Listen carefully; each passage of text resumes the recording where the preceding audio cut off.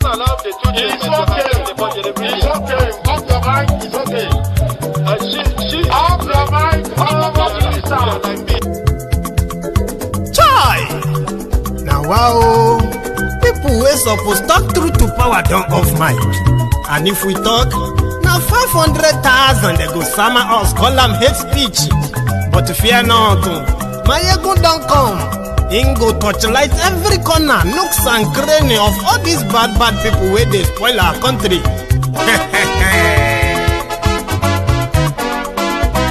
So my people make we laugh, oh yo yo. My ego don't come, oh yo yo. My people make we shout, oh yo yo. My ego don't come, oh yo yo. My ego don't come, man of the masses, oh yo yo. My ego don't come, oh yo yo. My ego politico, oh yo yo. My ego don't come, oh yo yo. This one not the off in mind, oh yo yo. My ego don't come, oh yo yo. Can in the touchlight every corner, oh yo yo. My ego don't come, oh yo yo. Okay, some people be they holla say they want the power. Chai, them be promise us say we go get light and power. Them hustle sote they can't get the power. But now they know they do anything with the power. Every day, dollar just they get it higher power over naira. See them talk say make we off mind, but thank God say my ego don't come. So my people make you loud, oh yo yo. My ego don't come, oh yo yo. My people make we shout, oh yo yo. My ego don't come, oh yo yo. My ego don't come, man of the masses, oh yo yo. My ego don't come, oh yo yo. My ego die the politico, oh yo yo. My ego don't come, oh yo yo. This one not the off in mind, oh yo yo. My ego don't come, oh yo yo. Person where they do evil, no one make person talk. Them say that my egun, that man too they talk. He too they talk. Say my egun diary, he they hot like pepper. But every day then they take money in bulk. Poor man picking, they the street they hawk. Still them talk say make we no talk. But thank God say my egun don't come.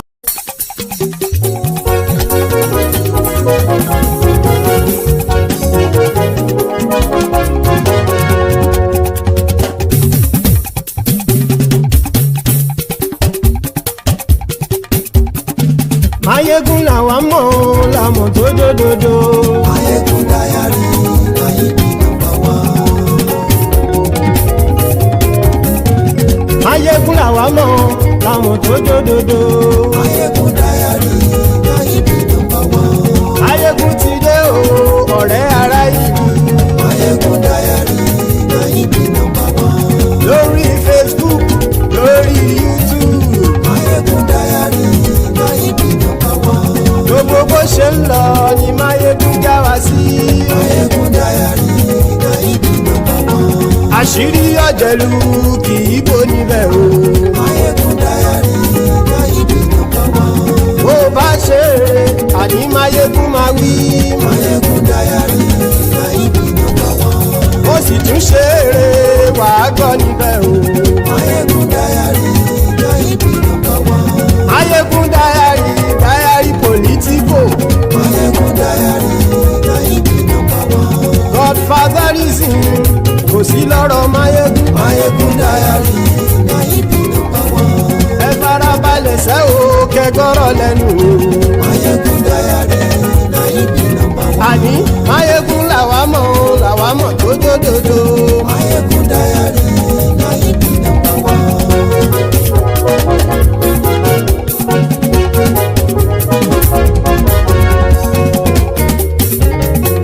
Àní ẹ̀sùn ràkì.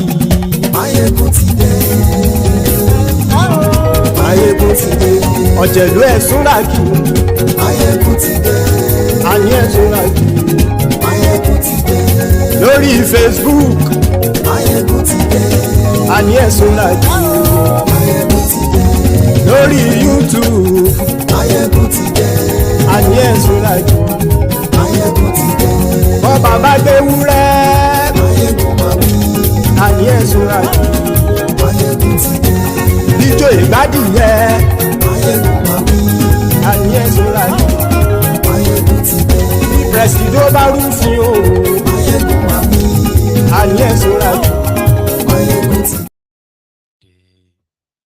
Hello there. Good morning to you. Good afternoon to you. And good evening to you from wherever you are joining us. This is Mayegun live. Thank you so much for joining me again. Brethren, read beyond the caption of this broadcast. Always read the description of the broadcast. Like the broadcast, because that is your own offering. Every time you join the sermon, that is your offering. You like the broadcast first. And as they say, there is love in sharing. So therefore, share the broadcast.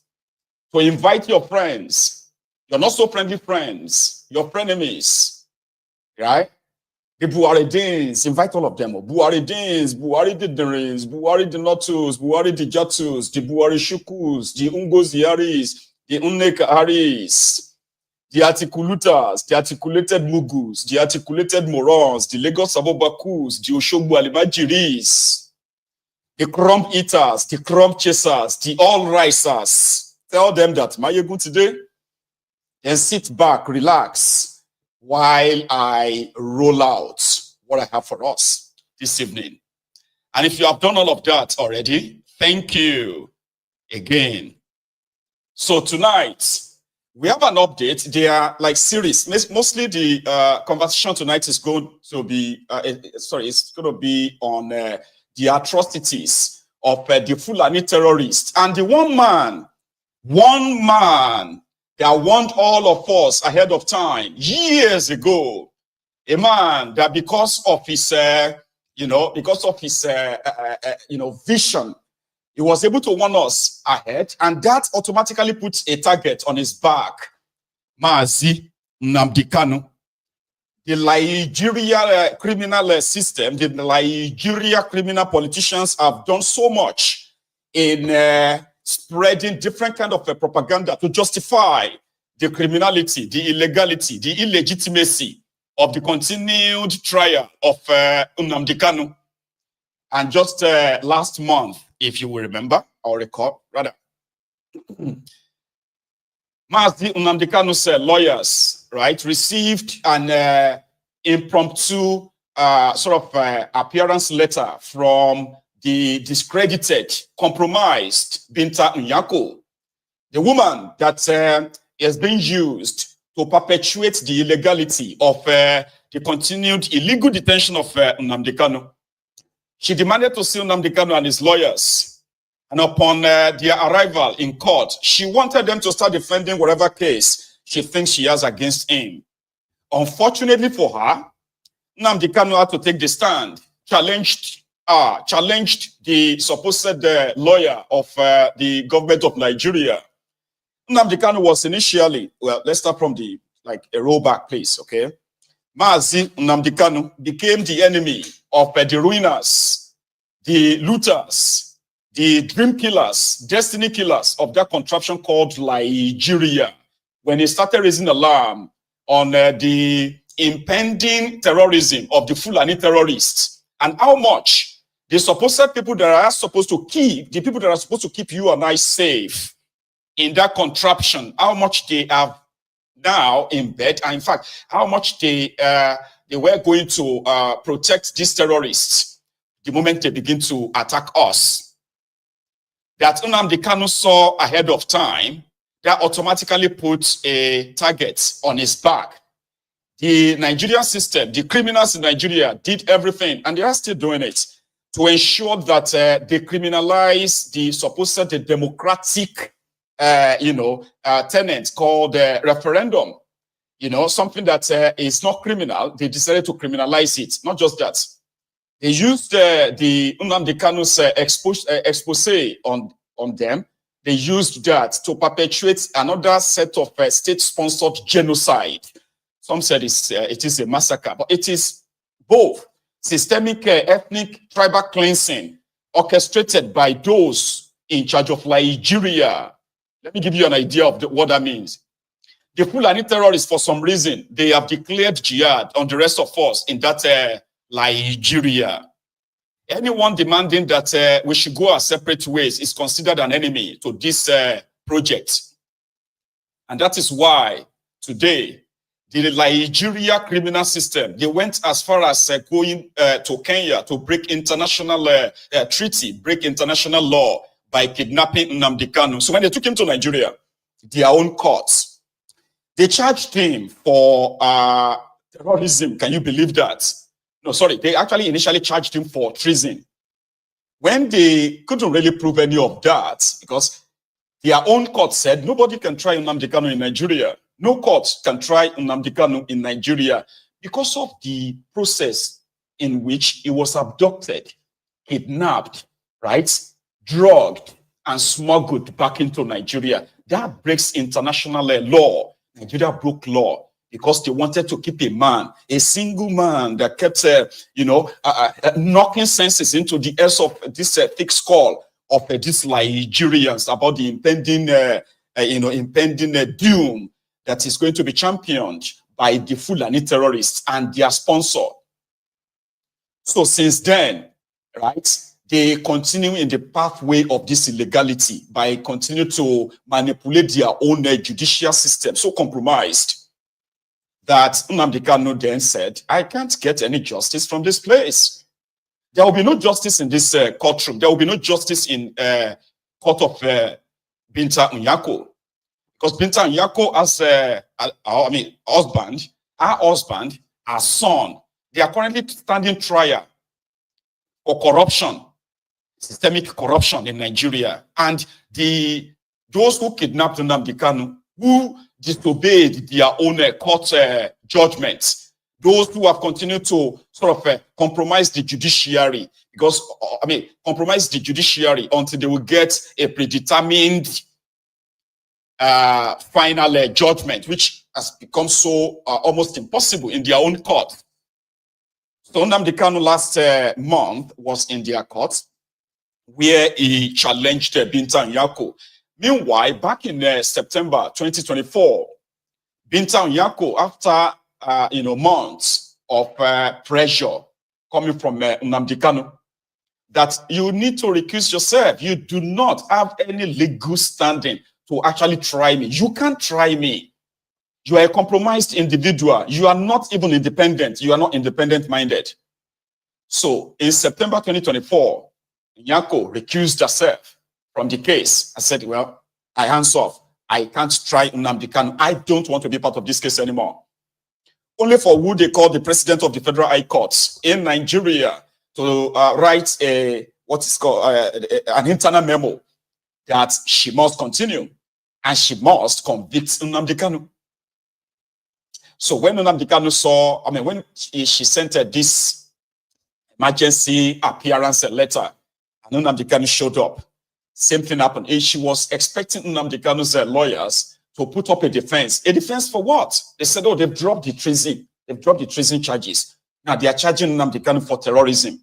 So Nnamdi Kanu committed terrorism in their own DSS detention. How?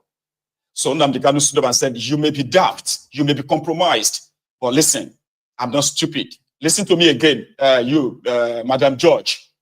You do not have any right, legal standing to try me. Here are the section of your own laws, your own constitution in this contraption that says you have recused yourself. And no internal memo, right? Internal memo will change that. You would have to first of all appeal your recusal. And if any other judge in this your contraption decided, right, to reinstate you, that is when you can say, okay, you want to try me. But in my own, from my own side, you are never going to try me. I hope all of you remember that scenario. If you have forgotten, I think I have a copy here. Just a quick reminder of that scenario. He did me something in my case. I accused him. He was conscious official. I asked him to recuse himself. Why did the chief judge not insist I was right? He left my case. Okay, listen. If anybody is not happy with the case, which is you, then you need to go and appeal. No, I cannot. Because I have a court you have recused yourself and have a court. Anybody who disagrees with this order of court, go to appeal court. That's what you tell me all the time. You have come to official. You cannot preside over this case number again. Not in this life. You cannot. Not now, not tomorrow, not ever. A woman here cannot force this court to preside on my case. You cannot. Not today, not till forever. You are recused and you stand recused. Tell the chief judge, Nnamdi Kanu said, go on appeal. I recused him from my case. The state recused Justice Adema from my case. I did not insist Adema must hear my case. I never insisted. So why must you insist to hear my case? I don't want you in my case. I don't need you in my case. You are biased. You are biased. You cannot be in my case. A woman should do the right thing. A chairman of the board of managers constitution is impropriety. Nowhere in the world such nonsense done.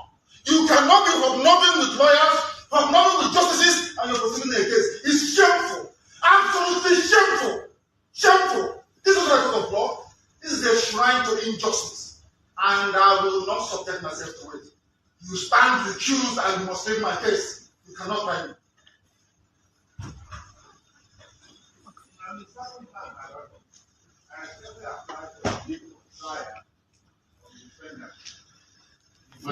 This man is not paying attention.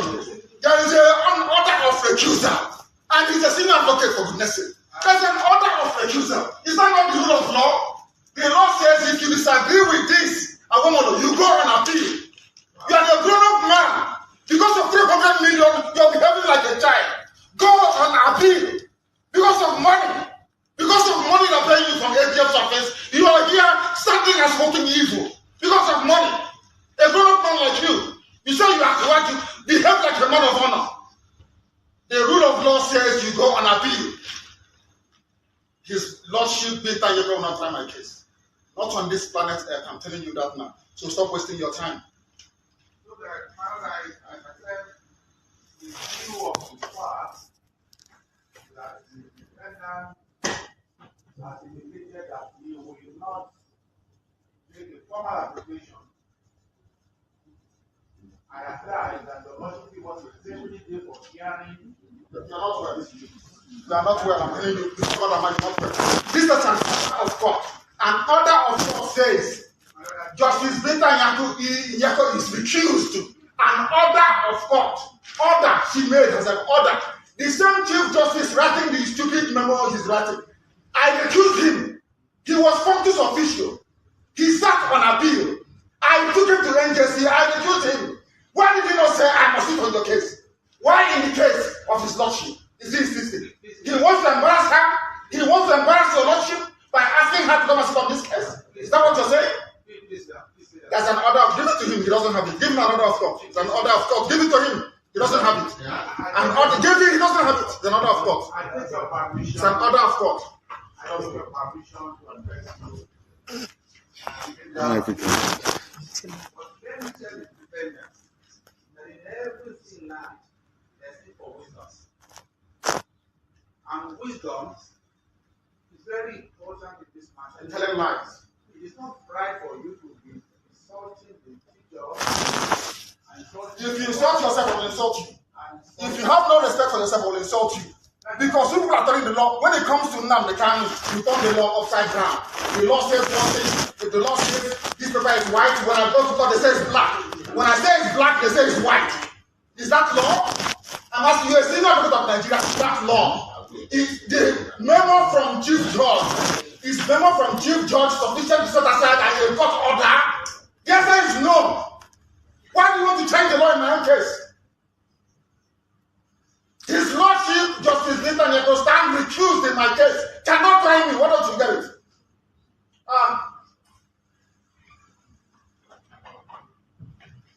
Giving you a definite get for trial so you can do your mathematics you always do. People without shame.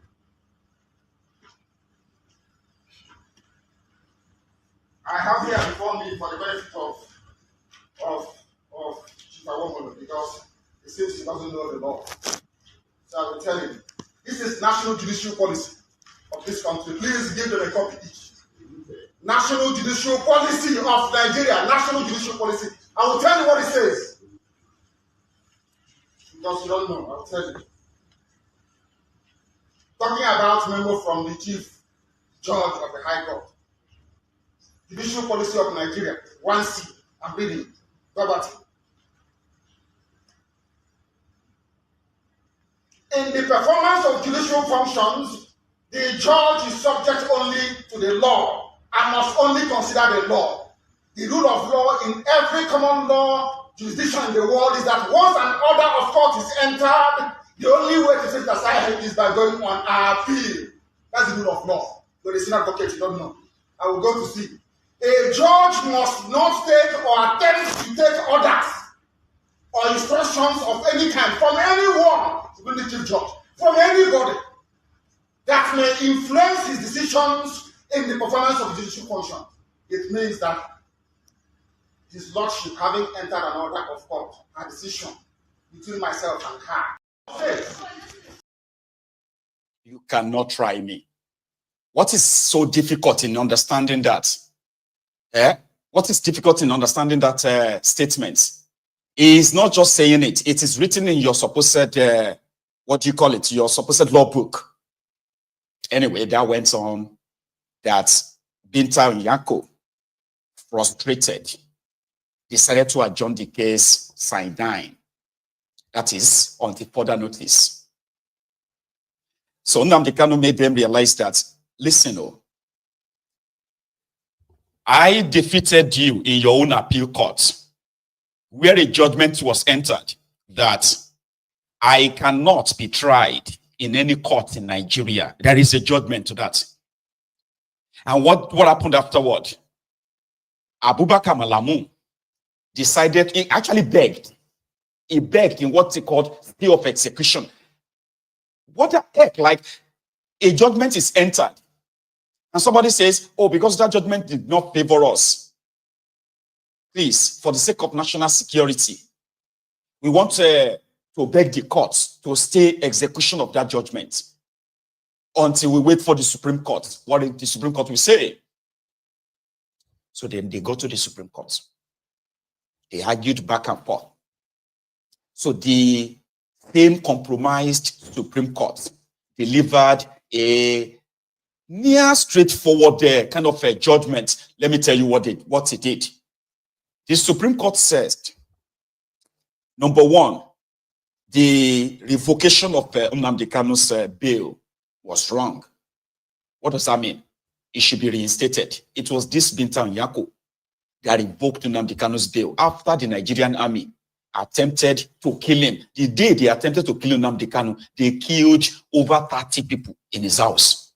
Afrauku in Agba.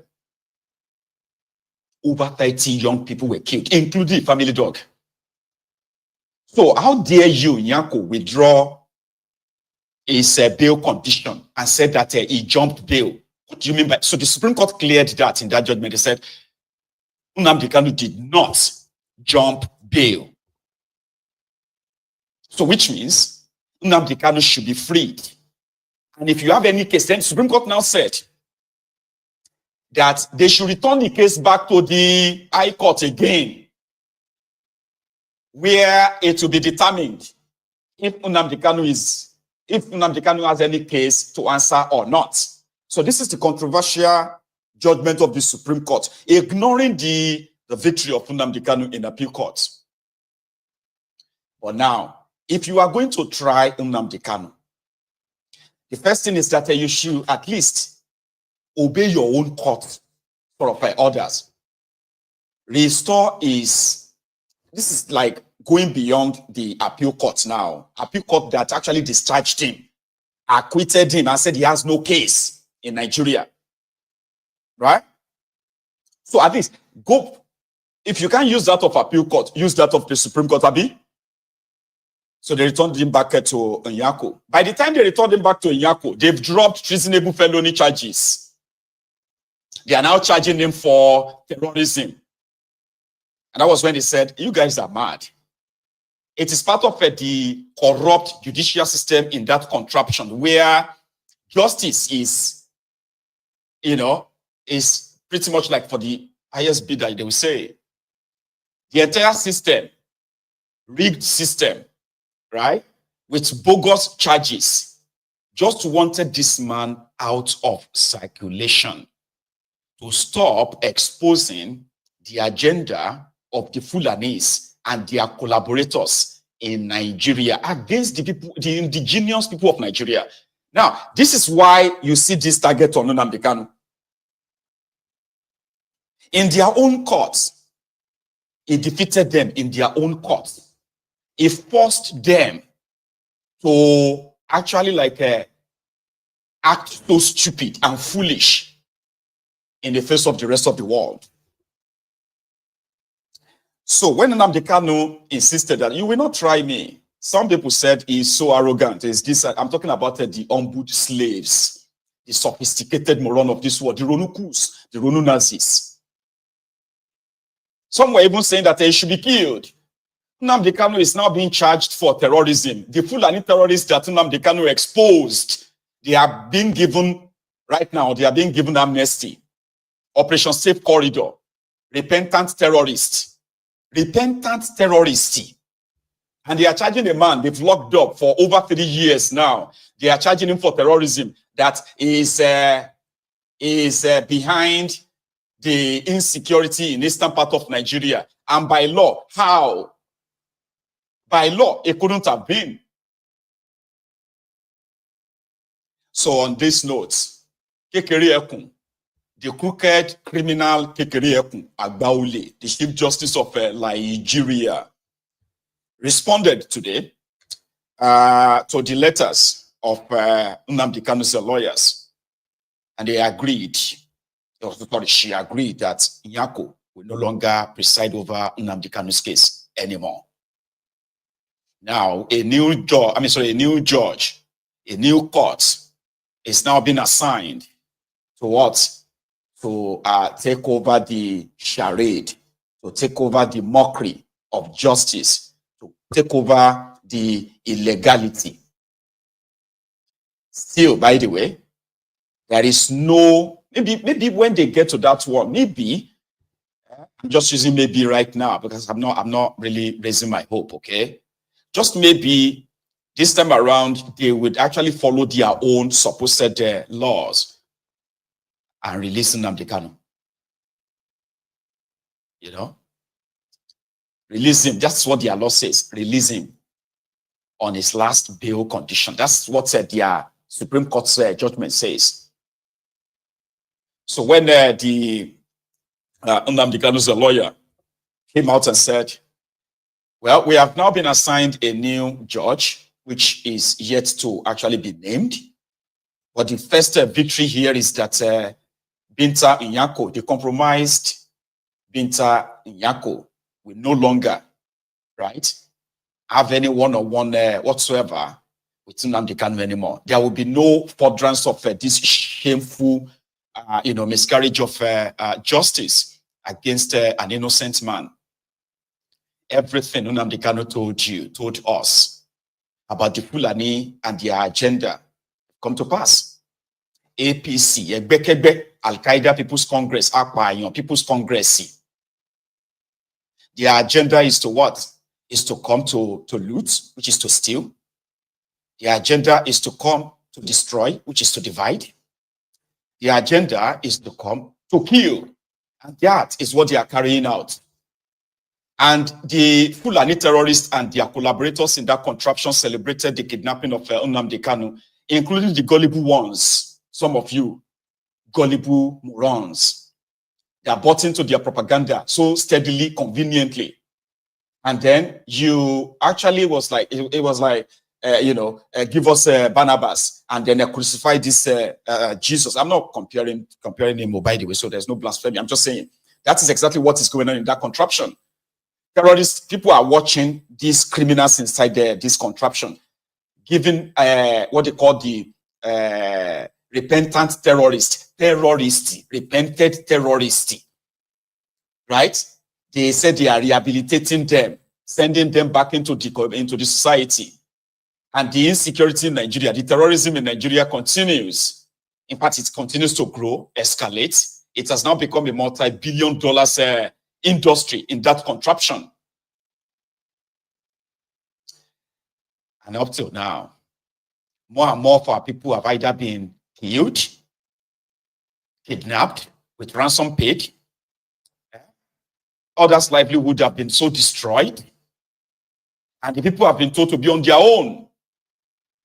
Oh, Mazi Nnamdi Kanu launched what is called the ESN, Eastern Security Network. It was more or less like the forest rangers to protect the innocent civilians who are the primary targets of this Fulani terrorist, armed Fulani terrorist from Futasoro, Futajalon, Abi Futagalon in the Sahel, thousands of kilometers away from the southern part of Nigeria, where they are telling us to learn how to live with our own murderers, with our own killers.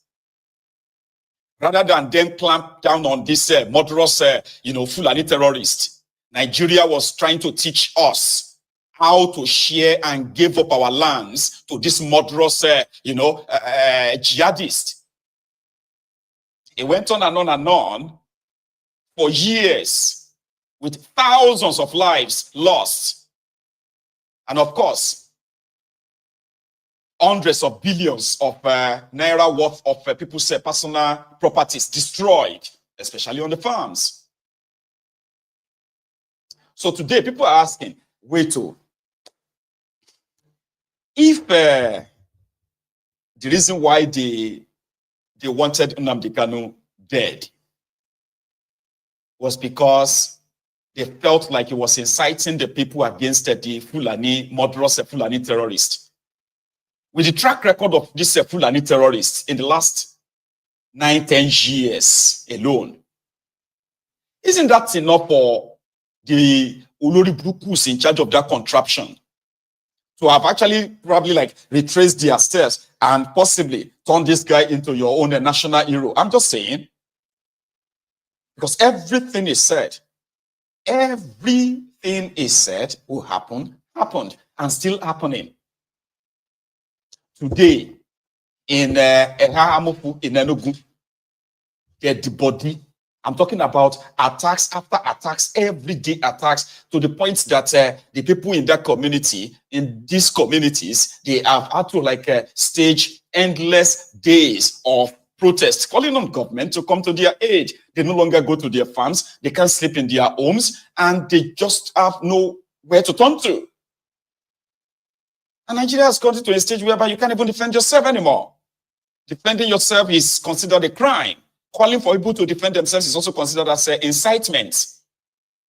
All of this institutionalized terrorism inside that contraption, orchestrated, financed, and legalized by no other person than the Daura lifeless mannequin, Muhammadu Buhari, the man that did everything to try to make us to normalize this murderous gang. They gaslighted us, remember? They gaslighted us, Baba. They said that we had what was called the Fulani phobia, that we detest this terrorism and the terrorists and their sponsor. They decided to gaslight us. They said we were inciting people. Victims were not allowed to tell their stories. Anybody who tried to amplify that becomes a target. And today, like I said, everything Nnamdi Kanu wants us of is happening. In Ehahamufu, in Enugu, they had another protest today, and it's the same story. The story of anguish, death, destruction. And I can't really show you the videos and the pictures of the victims of late. It's, this Olori Brukus in charge of this contraption, they ensure that their propaganda, their politically sponsored criminality in the eastern part of Nigeria is blamed on the IPOB. And their propaganda works so much on so many of you, especially those from the eastern part of Nigeria. The IPOB that never actually attacked anyone, ever, kidnapped anyone, ever, they are being put at the front burner as the problems, as part of the problem of Nigeria. And this kind of worked on some of you that are asking that Nnamdi Kanu should be killed. Maybe your problems will be solved. Unfortunately for you, they locked Nnamdi Kanu up. They set up their politically sponsored terrorism in the eastern part of Nigeria, because any act of attacking civilians, the innocent people, right, is considered as a terrorism. The ESN that was supposed to actually provide, that should have been the stopgap between the lack of interest from those who are supposed to protect you in the eastern part of Nigeria. The ESN that was supposed to be the stopgap in between. They used different kind of blackmail. They targeted some of them known. They killed some of them, kidnapped some of them. I'm talking about the state-sponsored attack on them. It became so bad that when they pick up any petty criminals in the eastern part of Nigeria, their media will declare them as IPOB. So this propaganda works so well. They are the people who were supposed to actually stand up to appreciate the effort of this ESN and the IPOB in the eastern part of Nigeria. They bought into the propaganda. They watched how the political class destroys what should have been their only saving grace. Because the entire system, as it is so compromised, right, so corrupt, it is so obvious as well that the Fulani terrorists are the only people given the license to kill in the southern part of Nigeria. It's like a license to kill. Even if you put together a security outfit to challenge them, and you actually, catches any of them, they will be freed without any trial. I'm talking about this murderous terrorist. They will be freed. So the people are now so vulnerable as we speak. They are so vulnerable that it is like a renewed, kind of like a coordinated attacks as we speak. Where the people of Amufu have been crying. Guess who they are crying to? The same people behind their ordeal. Nigeria government. More people have now been killed.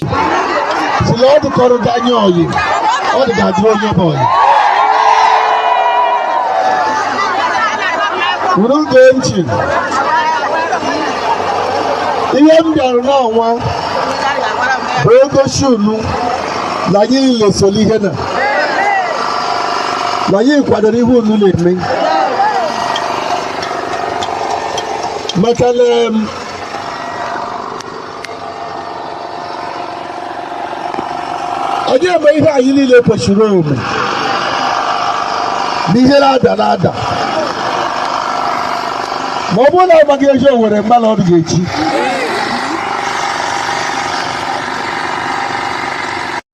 anyị atawa ahụ mụ na tụrụ na nwoke dị ma mmadụ ole ekeme gburu na ogbenye ekege gburu week na-abụ gara aga a graduate n'Umuhu latara a week today Ego had also whom I'm talking about. What's it about again? Master, let's not look at it. We're not going to. We're not back to the hell out of my malata. You know, Terunya, the platform, no, blood on the government, blood on the politics. Last sponsor, Lendu Ukochuku, last sponsor, Helene. If you do particular, I do particular and do politics sponsor that. You know, man, the politics school now to boy. You be a matter. But can you really make a rule at the politics? You be a goodbye. You have a rob. I don't know Jaru. No, and there are coca. There I will delay to it. And you will the president of Soludo. Nobody coming to your rescue, my people. You see that self-help that you were probably saved from when Nnamdi Kanu took the responsibility, which eventually triggered them to go extra miles in kidnapping him, in breaking international law.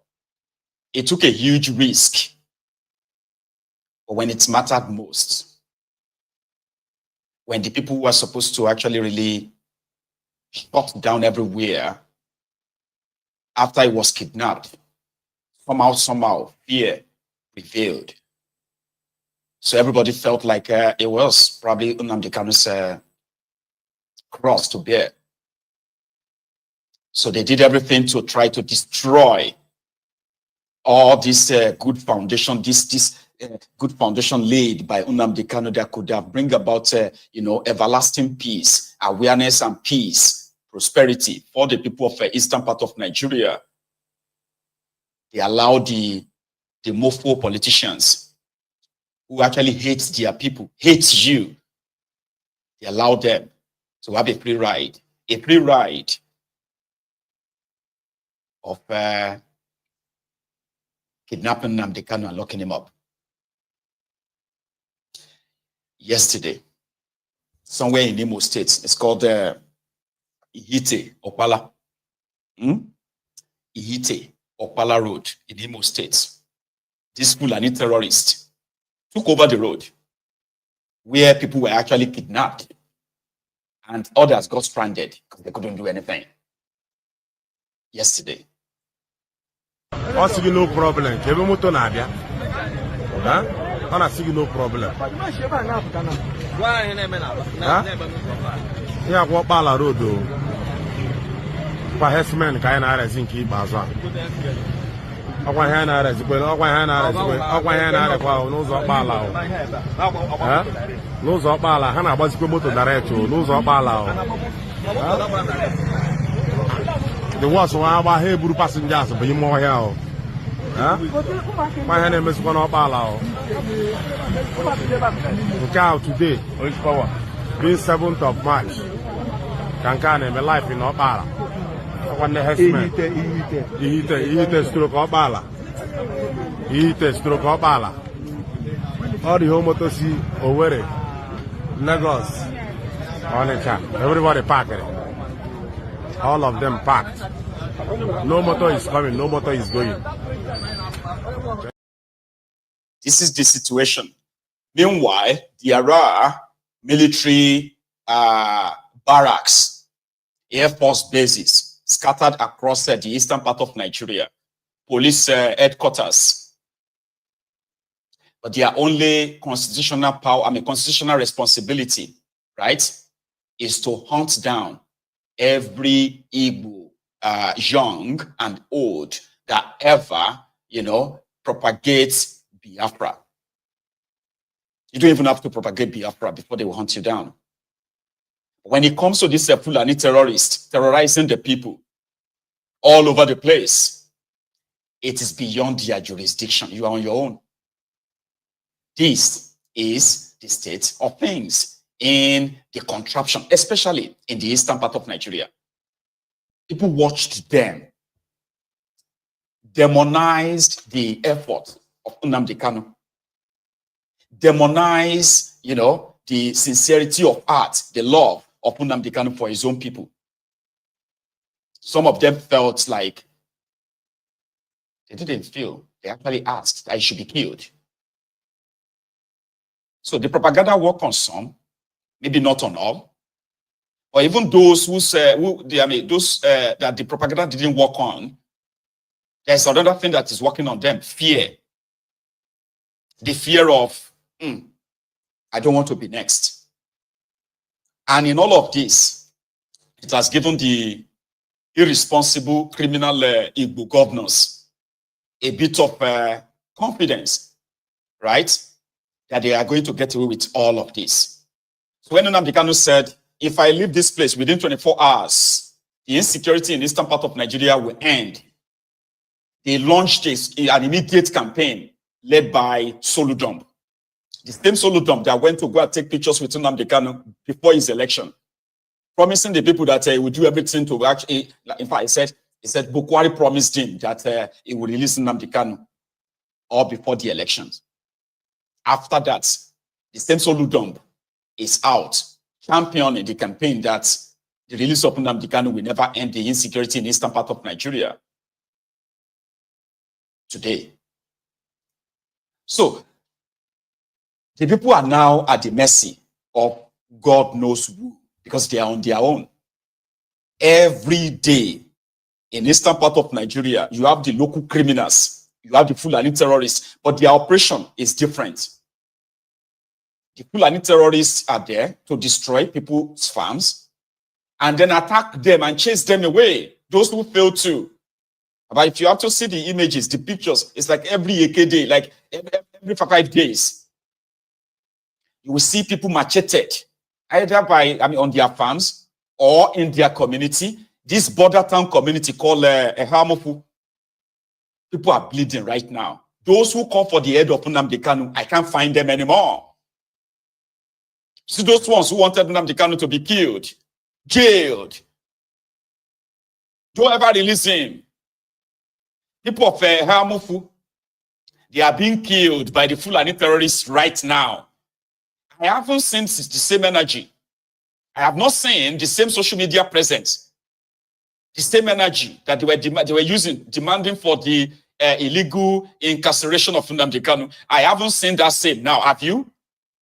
Have you seen them come out right now in solidarity with the people of Hamufu? Yeah, none of their business. You know? It's not. But let a news say Nnamdi Kanu is to be freed, then you will see the energy again. Don't release him. He's a this, he's a terrorist, he's the one that is causing insecurity in eastern Nigeria, this and that. People of Hamufu have been protesting for the past 2 weeks, non-stop.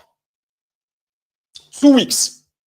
I have not seen these social media influencers from the eastern part of Nigeria, from Igbo land. I haven't seen them. I have not seen those who claim to be obedient from the eastern part of Nigeria, who hate the God of Nnamdi Kanu to some extent. Not all of you, because I know there were those who are like obedient of eastern Nigeria at the same time who were asking for the justice or the right thing to be done.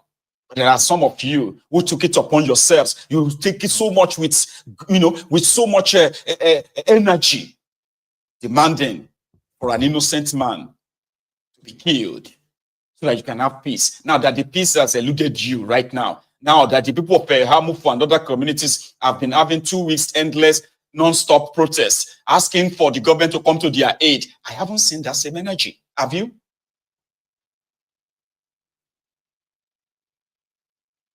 I haven't.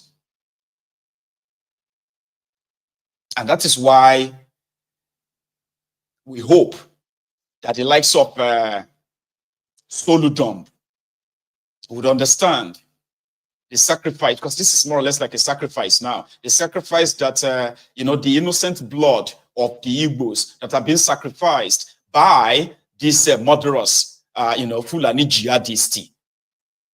For their sake, they will join hands and demand for the release of Nnamdi Kanu. He must be released.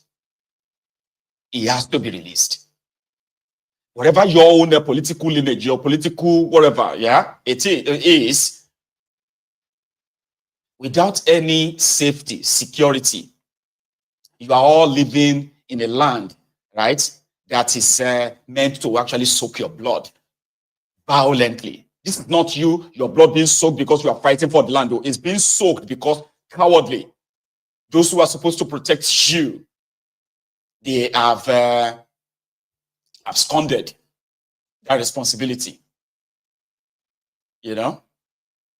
So we demand and we continue to remember we demand and we continue to demand for the release of Nnamdi Kanu, an innocent man that they have spent millions of dollars in trying to clamp down through propaganda, clamp down on the good intention, all right, of the the IPOB. You call them whatever name you want to call them, but we can tell where that is coming from. I can tell where that is coming from. If you are not an Igbo person and you have this hatred for the IPOB, we also know where that is coming from too. Especially when you see the Ronukus who are more concerned or pretended to be concerned about the sit at home in the eastern part of Nigeria, using that to mock the Easterners and the rest of that. We also know that it's not because you love them, it's not because you care, it is simply because you are also part of those who felt so intimidated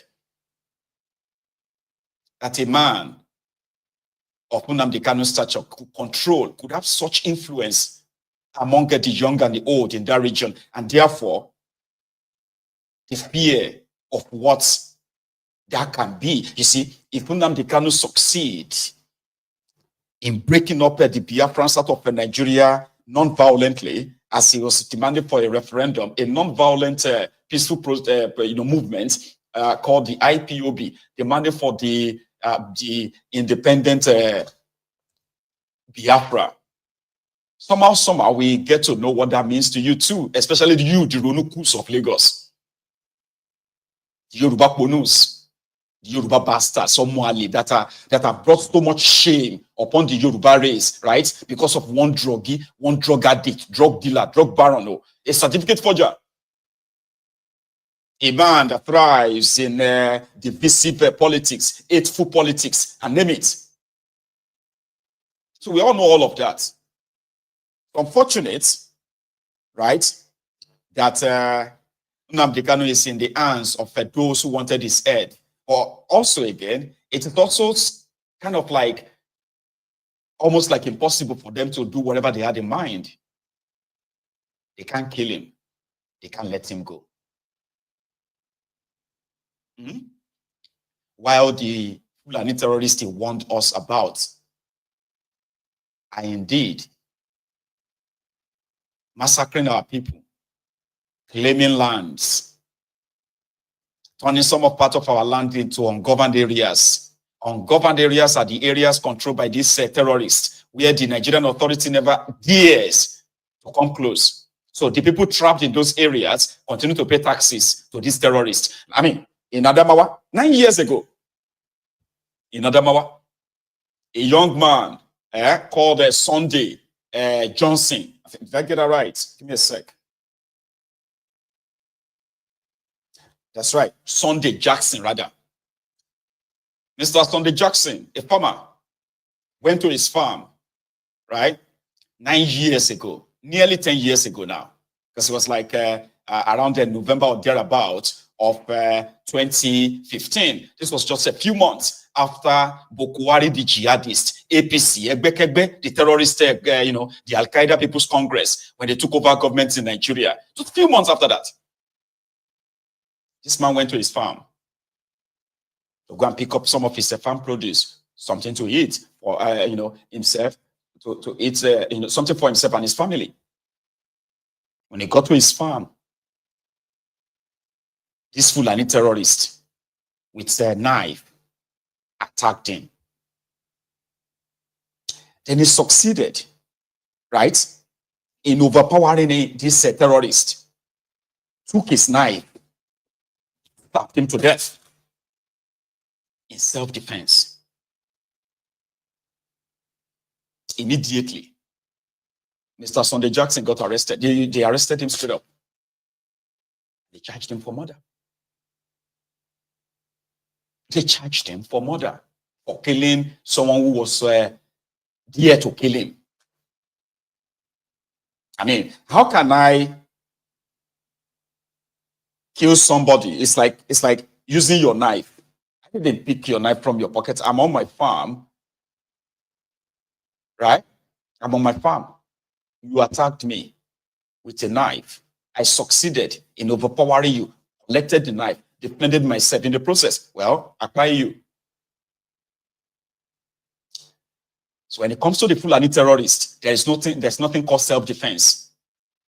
We've had people in Ekun State in 2022.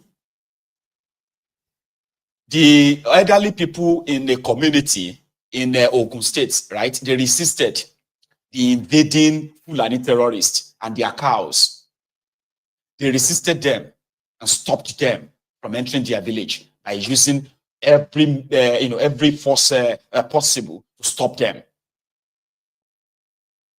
A day after that, Nigerian army, they mobilized themselves and they went to this village. They marched all the older men in that village, because it's a village. They marched them out. They beat the hell out of them. They lashed them. I'm talking about like with whipple, they beat them to stupor.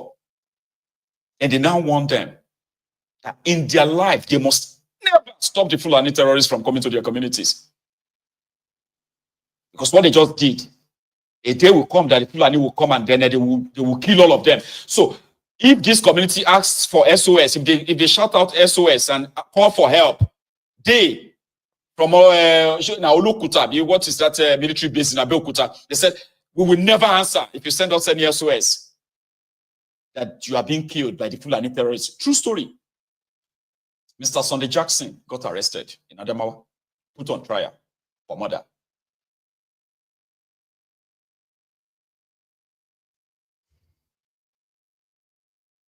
And a court in Nigeria convicted him for murder. Then the case got to the Supreme Court. And just last week, Nigeria Supreme Court confirmed the death penalty, that Mr. Sunday Jackson must be killed for defending himself. That, you see, when this, you know what the Supreme Court said? Said, when the Fulani terrorists approached him with a knife, Sunday was supposed to run away. He wasn't meant to defend himself. You were supposed to run away from that scene and call for help. That you stood back, defended yourself like you said, it's against the law, so you've committed murder, so you must be killed. Now, the Supreme Court has confirmed that Mr. Sunday must be killed. Oh, in all of this, by the way, because when you look at the terrorism in Nigeria and their victims, they are mostly Christians. Let's start with that. Whether it is in the northern part of Nigeria or in the southern part of Nigeria, they are mostly, I'm not saying all of them, but they are mostly Christians. The jihad of decimating them, claiming their land, and like it's going to be a long war, so eventually the entire place will become theirs as time goes by, as warned by Nnamdi Kanu. As warned. You have daddy GOs, you have mommy GOs, you have bishops, you have this, you have that. In that place, that, we are talking about those who claim to be controlling the biggest congregation of Christian wherever in Nigeria or in the world. They don't want them where to talk about this, to condemn the killings, to speak about the killers. They just look away. Last week, the supposed Afenifere youth leader, his name is Eniola Ojajuni. Eniola Ojajuni was kidnapped by the Fulani terrorists in Ondo State. This guy, if everything was like a normal, this guy was supposed to be the president of the youth of Yoruba land in that kind of context. This was supposed to be the leader of all the Yoruba young people worldwide. But unfortunately, he wasn't, or he isn't. He was kidnapped in Ondo State in his own Fulani. He came out, he just told us, he said he was kidnapped by the Fulanis. They were beating him, they were making video of him, they were posting his video where he was begging people that they were going to kill him or they needed 100 million or they will kill him tomorrow. They said they will kill him tomorrow. And he was being beaten. He was being poked by the pot of gun, in Yoruba land. He didn't travel to Zamfara. He wasn't kidnapped in Sokoto. He was kidnapped in Yoruba land. Until ransom was paid. And there is none of these guys who will come out and use their own supposed public image to actually weigh in on this. They will rather look away. So in the case of Mr. Sunday Jackson in Adamawa, it has now become the responsibility of a man from the far away America, from the United States of America. They heard about the story traveled down to Nigeria and said they were so disappointed. Like, all evidence presented shows that this man was defending himself. How could the Supreme Court ignore all of this? So, well, you welcome to this contraption called Nigeria. The Fulanis in that contraption have kind of like a more, their life has more, have more value, so to say. Now, it is an American pastor that is now defending an Adamawa man on Nigerian TV, where you have Iroboye, Oledepo, and the rest of them parading themselves as your, they don't bond them well. I don't understand. They don't bond them well to talk about it or what, or they never heard about it at all. I don't understand. I don't. This religious persecution being championed, being pushed by this Fulani oligarch in that contraption. Are your pastors not aware? No? Listen to this. Barrister Emmanuel and I have been working for a number of years here in Nigeria on human rights issues, and this is a sad day, Charles, for human rights in Nigeria. Sunday Jackson, and I'm not a lawyer, I'm a human rights advocate. Sunday Jackson, by anyone's estimation, is totally innocent. And the issue where this man was out farming, minding his own business, and then the attacker came and a struggle ensued. And of course, this man is going to defend himself. That's why we call it self-defense. And yet today, we were at the Nigerian Supreme Court, and it was very brief. It was only about maybe 2 minutes long.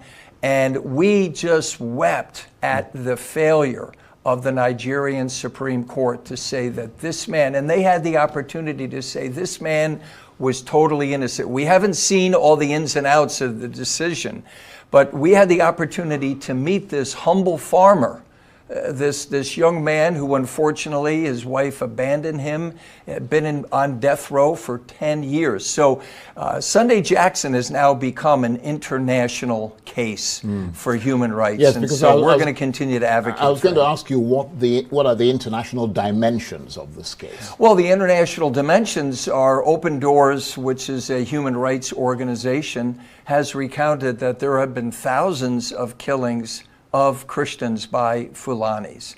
And so as a human rights advocate and as a pastor, I'm here to advocate for this man who is totally innocent. So it has international implications. The eyes of human rights advocates are now on Nigeria. Like, how could this happen? How could this possibly happen? By anyone's estimation, as Barrister said earlier, manslaughter at least, because murder one that he's being convicted of and may face hanging if we can't get clemency for him, it has to be premeditated. So what justice on the Nigerian Supreme Court, that didn't pop up and say to him or her, this is a case of self-defense and this man is totally innocent. So we encourage people to continue to pray for Sunday Jackson and his innocence. Yes, so this is really a sad day, I think, for Nigerians and their rights to self-defense. Nigerians already have to provide their own security, electricity, infrastructure, and now they can't even defend themselves without being sentenced to death. And I think all of us should be very alarmed by this very unfortunate precedent. In February of 2021, we read in the news about Jackson's death sentence just as we're coming into Nigeria. So we flew to Yola and I met with his counsel. He was so poor that it was Legal Aid Counsel that helped him. And so I looked through a copy of the judgment, and on the spot, in that initial review, I saw that there was a 167-day lapse between the close of arguments and the judgment. Now, our Constitution specifically says it has to be within 90 days. Now, the Legal Aid Counsel hadn't even found it. That shows you the quality of representation that he had or lack thereof. So Mr. Jackson has been failed at every possible level by the system. And but couldn't you adduce that argument at the Supreme Court? Well, so here's the thing. So I was initially working with the Legal Aid Counsel to prepare an appeal. I traveled back to the US. When I came back, his counsel had changed. And so a group that I'm affiliated with had taken over, and I knew the chap in that. So I reached out to him and drew his attention to this fact. And he also had marshaled other facts and, you know, threw them all in. But the sad thing is, despite everything, and the case is so clear because this man retrieved the knife of his attacker. So it wasn't his own knife. But one thing that really stands out to me is, I was talking to my dentist today about this, and a dentist said to me, what happened to the charge of manslaughter? Because at the very worst, if he had to be charged with something, it would be manslaughter. He did not know that chap before that day. He couldn't have premeditated this. And I believe that this is one of those cases that when it was brought by the police to the DPP, the Director of Public Prosecution, the DPP's advice should have killed this case. This man has no case to answer. And now he's sentenced to death. He's exhausted all legal channels and is awaiting. You get that? If you want to charge somebody for murder one, that is a first-degree murder, there must be motive. It must be premeditated, right? Say, okay, I am going to unalive somebody, kill someone, like that. So there must be something, right? That must have prompted me. So this Mr. Jackson never met his attacker until that fateful day when the attacker came for him. So the PPP in Adamawa, in Yola, it took them 167 days before they brought the charges against him. And you can easily tell the life of a Fulani is in that contraption by the system is more valuable than the life of an average Nigerian. Those of you who are one Nigerianist. And like that man said, you have to provide your own electricity, provide your own water, provide your own housing, provide your own security, provide your own health care, provide the education for your children. And in all of this, you don't even have any right to defend yourself.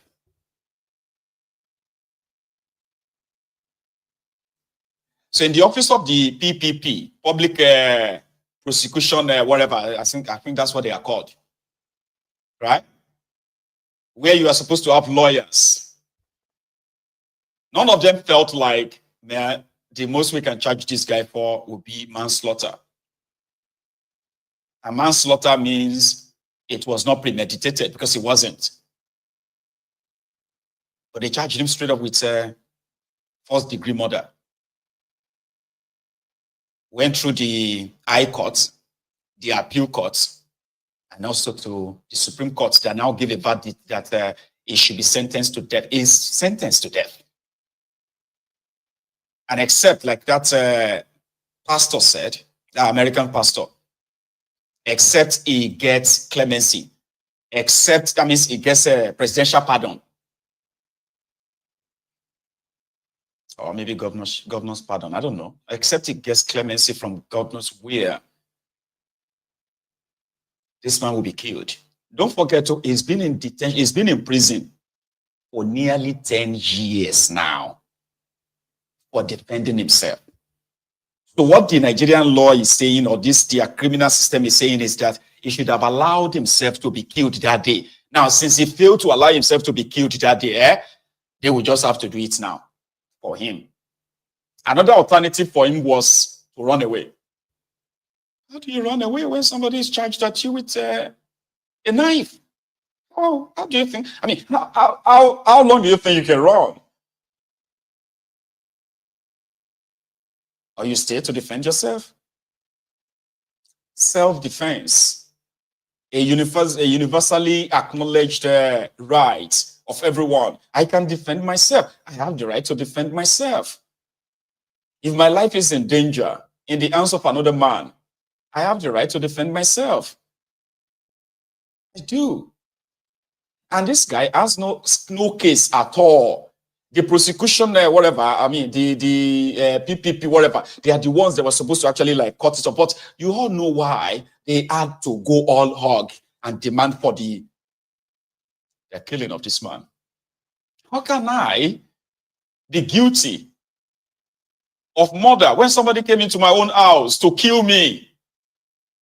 And then I had to use his own weapon to kill him. How can that be murder?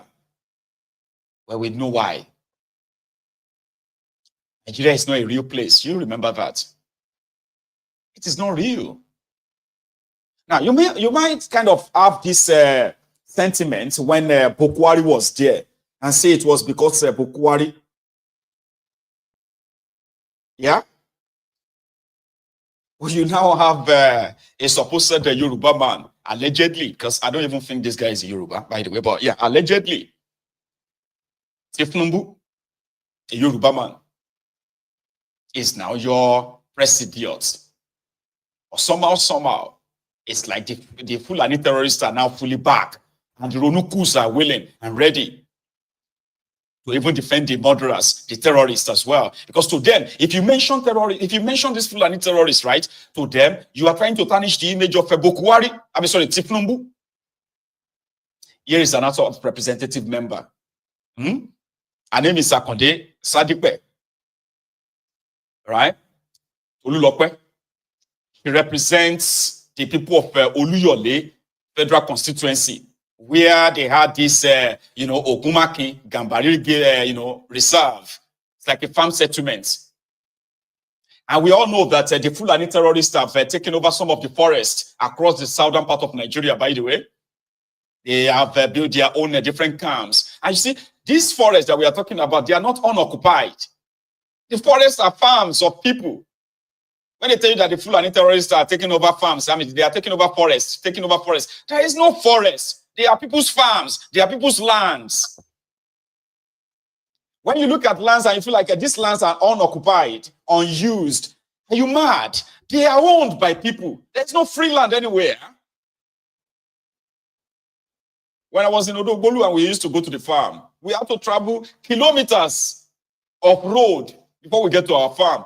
At least, without exaggerating, I used to actually like a trek over 60, 70 kilometers to go to farms in my hometown. Deep down into the jungle, inside there. Like you have to get yourself a bike, get yourself a bicycle, or get yourself a car. There is no free land anywhere. If Fulanis claim to occupy forests, don't get it wrong. These forests, inside, there are villages there. There are small towns there. They have to travel into the jungle there to farm on their land, ancestral land, as indigenous people of those places. So if anybody wants to own land, then you buy it. You don't just trek thousands of kilometers or over 1,500 kilometers and trek into people's territory and then just, we are taking this place. That's not how it works. It's not. So all the game reserve, if you go to this this place that this honorable woman is now reporting from, the Ogumaki Gambari Reserve. These were supposed to be the farm settlement, farm reserve. Some of them were established by Obafemi Awolowo, where portions of land were given to people, right? I'm talking about hectares of land were given to people by government. This farm settlement, these reserves have now been occupied by these Fulani terrorists with heavy ammunition. People have nowhere to run to. They have no one to cry to. And their victims are Yorubas. They are Igbos. So even if you are a one Nigerianist, even if you are somebody that has been so brainwashed that you have become so brain dead, if you come across a video like this, it is to kind of like rejuvenate you, probably bring you back to life and let you understand the kind of danger you are in. You know, your gullibility will not save you. The day they will come for you, or come for people you love too. Your gullibility will not save you.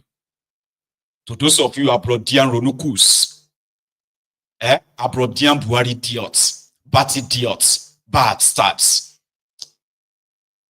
Abrodian Efulefu, right? The Igbo bad stats. They will sell their brother for peanuts as long as you can kind of like give them any bit of comfort whatsoever. You have families in that place. You do. And they are the potential victims of all of this. They are the potential victims. We've had people living abroad. I mean, we have people in this diaspora that have had to send money. Guess what? No money for project, no money for house project, or money for a business, or money for ransom, because their family, their loved ones were kidnapped by Fulani terrorists in their own land, not in far away. Not say they travel go Niger Republic, in their own domain, community. The danger is lurking around them, just around there. So this woman raised the alarm on the floor of their Senate. I'm sorry, on the floor of their House of Representatives yesterday, where she's now calling on the authority. I'm like, what are you talking about? What happened to the Amotekun? Because the Amotekun seems to be stronger in Oyo State, in my own opinion, even though they kind of all remain paper tigers that can only roar. Wow.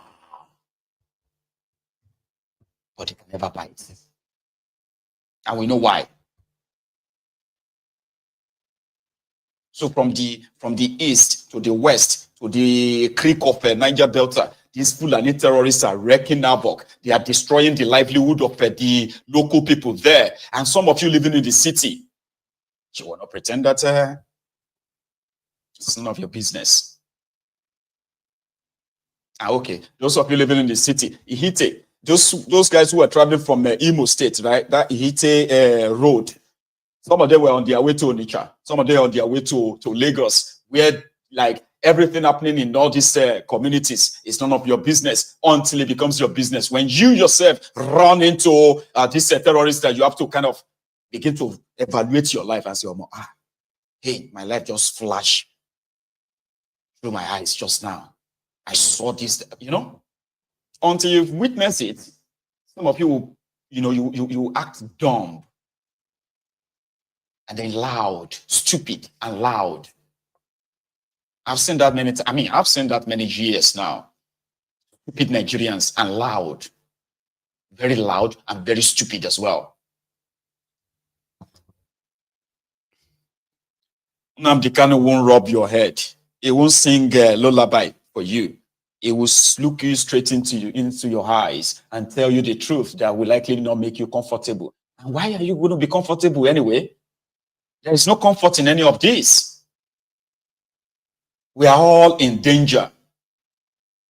And since the Nigerian, the Nigerian Shege is turn by turn, it's turn by turn Nigeria Limited. So those who are victims of yesterday, right? And those who are survivors of yesterday, they are the potential victims of today. Those who survive today, they are the potential victims of tomorrow. And every day, everyone is getting his own share. Not many of us have the privilege of living to tell the story. Not many of us. So if a Yoruba man is your press idiot, and the Yorubas are being kidnapped, ransom being paid, tortured, so who else are we now going to have to go and blame? I'm just asking.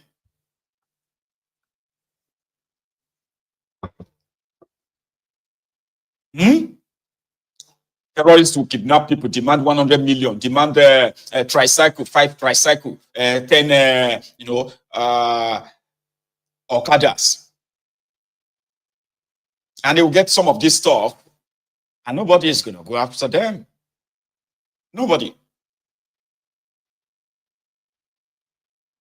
And when you begin to try to want to hold them responsible,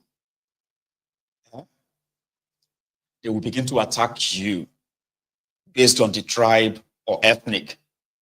I don't know if some of you have noticed.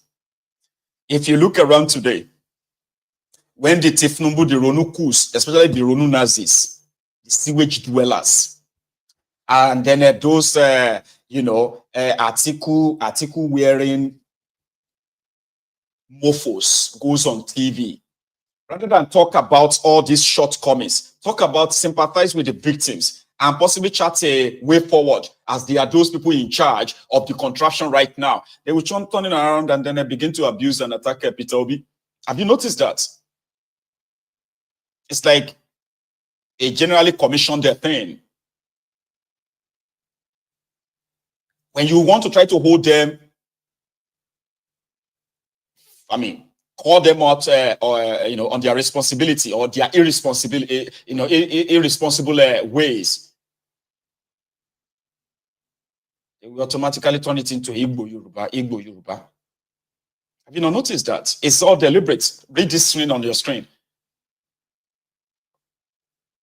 Their propaganda war is on, and the attack lines are clear. If I am lying, you can tell me it is not true. Because Peter Obi contested election, Abi, with Tifnumbu. INEC said Peter Obi lost, Abi. So Tifnumbu won. Now Tifnumbu is your president, okay? So which means he is now responsible for whatever is going on in that contraption. His action or inaction, right, will determine whether you are going to have a good economy or you are going to have a safe country. So if anything, if things are falling apart, the person responsible, the only person, the whole box should stop on the table should be Tifnumbu. But they are not ready to actually take any responsibility. Rather, the first one is Peter Obi must be promoted as an ethnic candidate with an ethnic agenda and stop from being established as a national phenomenon. So, it was like Peter Obi is a problem. The reason why Tifnumbu is failing is because of Peter Obi. Because you, the obedient, you will never acknowledge any achievement of Tifnumbu because of Peter Obi. Even when the achievement of Tifnumbu is that of, escalating the insecurity in that contraption, legitimizing corruption and directionlessness, they still have to find a way around to put it on Peter Obi because he's an Igbo man. It's as simple as that. It is not because Peter Obi is a threat to them, because some people are saying that Peter Obi is a threat to them. They know that Peter... Shut up, man. It's not because of that. Because as the whole system is kind of like structured, Peter Obi can never be your president in that contraption that way. They can't. You know why. You know what I'm talking about. But I'm not going to stop you from dreaming. I'm not going to stop you from kind of putting your imagination to work. It's fine. There's always going to be a time whereby everybody will come. Reality will hit you. And you'll be like, But they have decided to make him a center of their blame. And it is deliberate. If there is insecurity anywhere, they will say, what did Peter Obi do in Anambra? Say, they said that, the insecurity in the northern part of Nigeria, the insecurity in the eastern part of Nigeria, insecurity in the western part of Nigeria is claiming their own victims, claiming its victims every day. Let him concern Peter Obi with that one. What is Obi's business with that? What did you do in Anambra? Well, you say Peter Obi, Akusu Sas. We be. I said, what? Short the ship with what is deliberate. That's what I found out. When you see somebody who cannot say anything without mentioning Obi, when you are trying to kind of probe into the actions and inactions of a Tifnumbu, when you see them that they cannot say one or two things without mentioning Obi, you will know that it's actually deliberate. Somebody that came out and said, Emi Lokan, Yoruba Lokan, Toba de so Yoruba, Emi Lokan. Who said that boldly, right? Then turned around to call a Peter Obi ethnic, tribal candidate. The same group of lunatics that came together with your Mumu ticket, Muslim tickets, They turn around and say, it's Peter, even this Peter Obi failed by promoting religious politics. He's the one that is spreading religion. It's all deliberate. Deliberate. It's not coincidence. So you will just sit there and be like, Then you'll be mad, angry, and start typing. You this idiot. You this idiot. Peter Obi said, don't vote for me if I am not don't vote for me because I'm Igbo. Don't vote for me because I'm this. Vote for competence and all of that. You'll be wasting your time because you have no idea that it's actually coordinated to make it that way. And then you see other lunatics that will jump in and say, Peter Obi will never be president. I say, the one that is your president right now, that has turned your life upside down. Are you not worried? Are you not concerned? See you, another one. So they will attack his credibility, constantly challenged, and he must be publicized as a habitual liar. This bad jewel. This Peter Obi is a bad jewel. This Peter Obi is a liar. But they are with they are with the propagandists, lying, unscrupulous, unfortunate, Olori Brukus. I think unfortunate, not Olori Bruku. Okay, that's Yoruba for unfortunate. People that promised them better life, but they have turned their lives upside down. Right? Don't get angry. You shouldn't be angry at don't. Now Peter Obi be the liar. He is the liar. We must continue to say that. Oh, he is a liar. He is a liar. Hey, Chibi, you are now in charge of the country. Why don't you just do the right thing? Fix these problems, or let's see you fixing the problem. But it's all deliberate. It is. Oh, here is another one.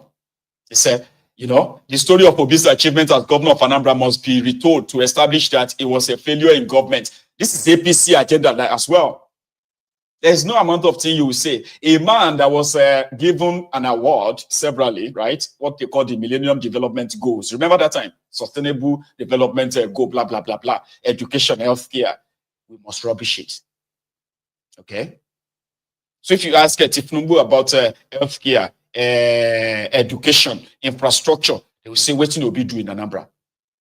Somebody will go on TV, right? And tell you that education has improved, student loan, healthcare has improved, our hospitals are fine. But there's something I want to say. What is that, sir? Look at this Obi. When Obi was governor in Anambra, what is his achievement? I say, we are talking about Tifnumbu and we are talking about Nigeria now. You are in charge. What's the concern Obi in all of this? This is how the Ronu coups, the Ronu Nazis, this is how they have been operating, and it is deliberate. Yoruba land can continue to bleed. It's none of their business. Igbo land can continue to bleed. It no concern them.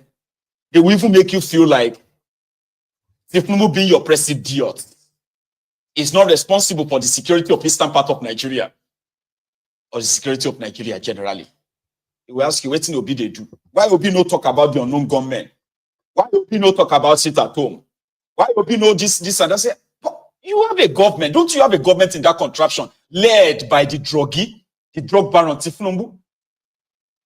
Who has all the authority, I believe, who have all the authority, who have all of, the state apparatus, the state apparatus for him to deploy and keep everybody safe. But don't talk about Tifnumbu. Let's ask Obi, what is he doing about the security in eastern Nigeria? It's not deliberate. But here is my own words for you. Whichever side you belong to, right? Every time you hear them say, may Nigeria not happen to you, even though it will still happen to you anyway, right? The first thing you should do is to try to say amen. It may not be for you. It may just be for people you love. Because I don't believe in people who have done nothing wrong to be sharer in the consequences of those who have done a lot of wrong. Nigeria is thinking, bleeding. Nigeria has never really been united. Don't get me wrong, oh. There has never been any real unity in that contraption, ever. Or you will agree with me that Nigeria has never been this divided as well, ever. So in this division is what APC, Egbe, it is what they are thriving on. It is. And it's so unfortunate. It is so sad that those who are saddled, who are actually saddled with the responsibility of not only creating a viable economy that works for everyone, we are not asking them to actually create a society that, what do you mean, that has no poor people. There is no way in the world where you do not have poor people. But you have a system that constantly, regularly destroying the dreams of those who have break even to get to wherever they are, only for those things to be taken away from them by a system so rigged, and your life snatched from you just like that. So that's the system they have created. So before you become a victim of it, those of you who have drank the Kool-Aid for so long, drank their propaganda for so long, you have repeated their lies, you have helped them to repeat all their propagandas. What you are not really aware of is that you are just helping to lay the bed where your life will be snatched from you too. That is what Nigeria is. We are in a, we are in a place where some of us will be direct victims. Many of us will be indirect victims. Indirect victims are those who are not directly affected, but they are also affected. You can't hold them responsible for anything. You can't ask them to take responsibility for anything. They will turn it into a tribal this, tribal that. So if somebody asks me that, okay, what is now the way forward? I have told you this many times. You don't have any way forward. The entire system will collapse. What I am not really so convinced of yet is that when the system collapses, some of you, out of confusion, you might want to try to save it. And then in the process, reality will hit you. And that reality will be that we have to break up this contraption now. We have to break it up and save lives. Because anything after that is called civil war. Nigeria fought one, genocidal war, and pretended to have survived when it never really survived. You see the second one, It won't just be Biafra that will go. You will have more than 10 countries broken apart from this, from the ashes of this contraption that they have forced on us. That's what will happen. And some of us really, really don't want that to happen that way. That's what we're asking, that now that we are seeing all the symptoms of a failed state, failed country, a country that is killing our own people, where those who are supposed to keep us safe are more distracted with something else. We are saying that those of you who are still pretty much like a sane, who still have your insanity intact, who still have your sanity intact, right? We are imploring you to join the campaign for the peaceful breakup of this contraption. Let me tell you something. If we do not have if the current leadership from all sides have become so engrossed, so selfish in whatever it is that they are currently taking from this contraption for themselves, they are so distracted, which is what will consume them. At the end of the day, there will be another set of leaders, young, visionary, focused, determined, and fearless. They will emerge. And when they emerge, you see this idea of everybody go your separate ways, they will execute it. And don't forget this. those who kept this contraption together by force, their generation are already dying. The rest, because those are the generation that felt like they are patriotic, even though they are not. There are those that felt like keeping Nigeria together is like their child, like saving your child. Nigeria is our child. We have to save Nigeria. We cannot let this break. I am telling you that we have a generation. We actually have generations right now. We don't give a damn about this contraption per se. From them will rise the true leaders of their people. They will sit down and break up this contraption. They are dying. They are fading away. Those who killed over 5 million people, starved them to death for the sake of this contraption, they are dying. They are fading away. So Nigeria is living on a borrowed time. As much as this madness continues, young, visionary, vibrant, determined, fearless leaders will emerge in the coming years. And if it has to lead to another civil war, like they say, Nigeria won't survive it. Take my word for that.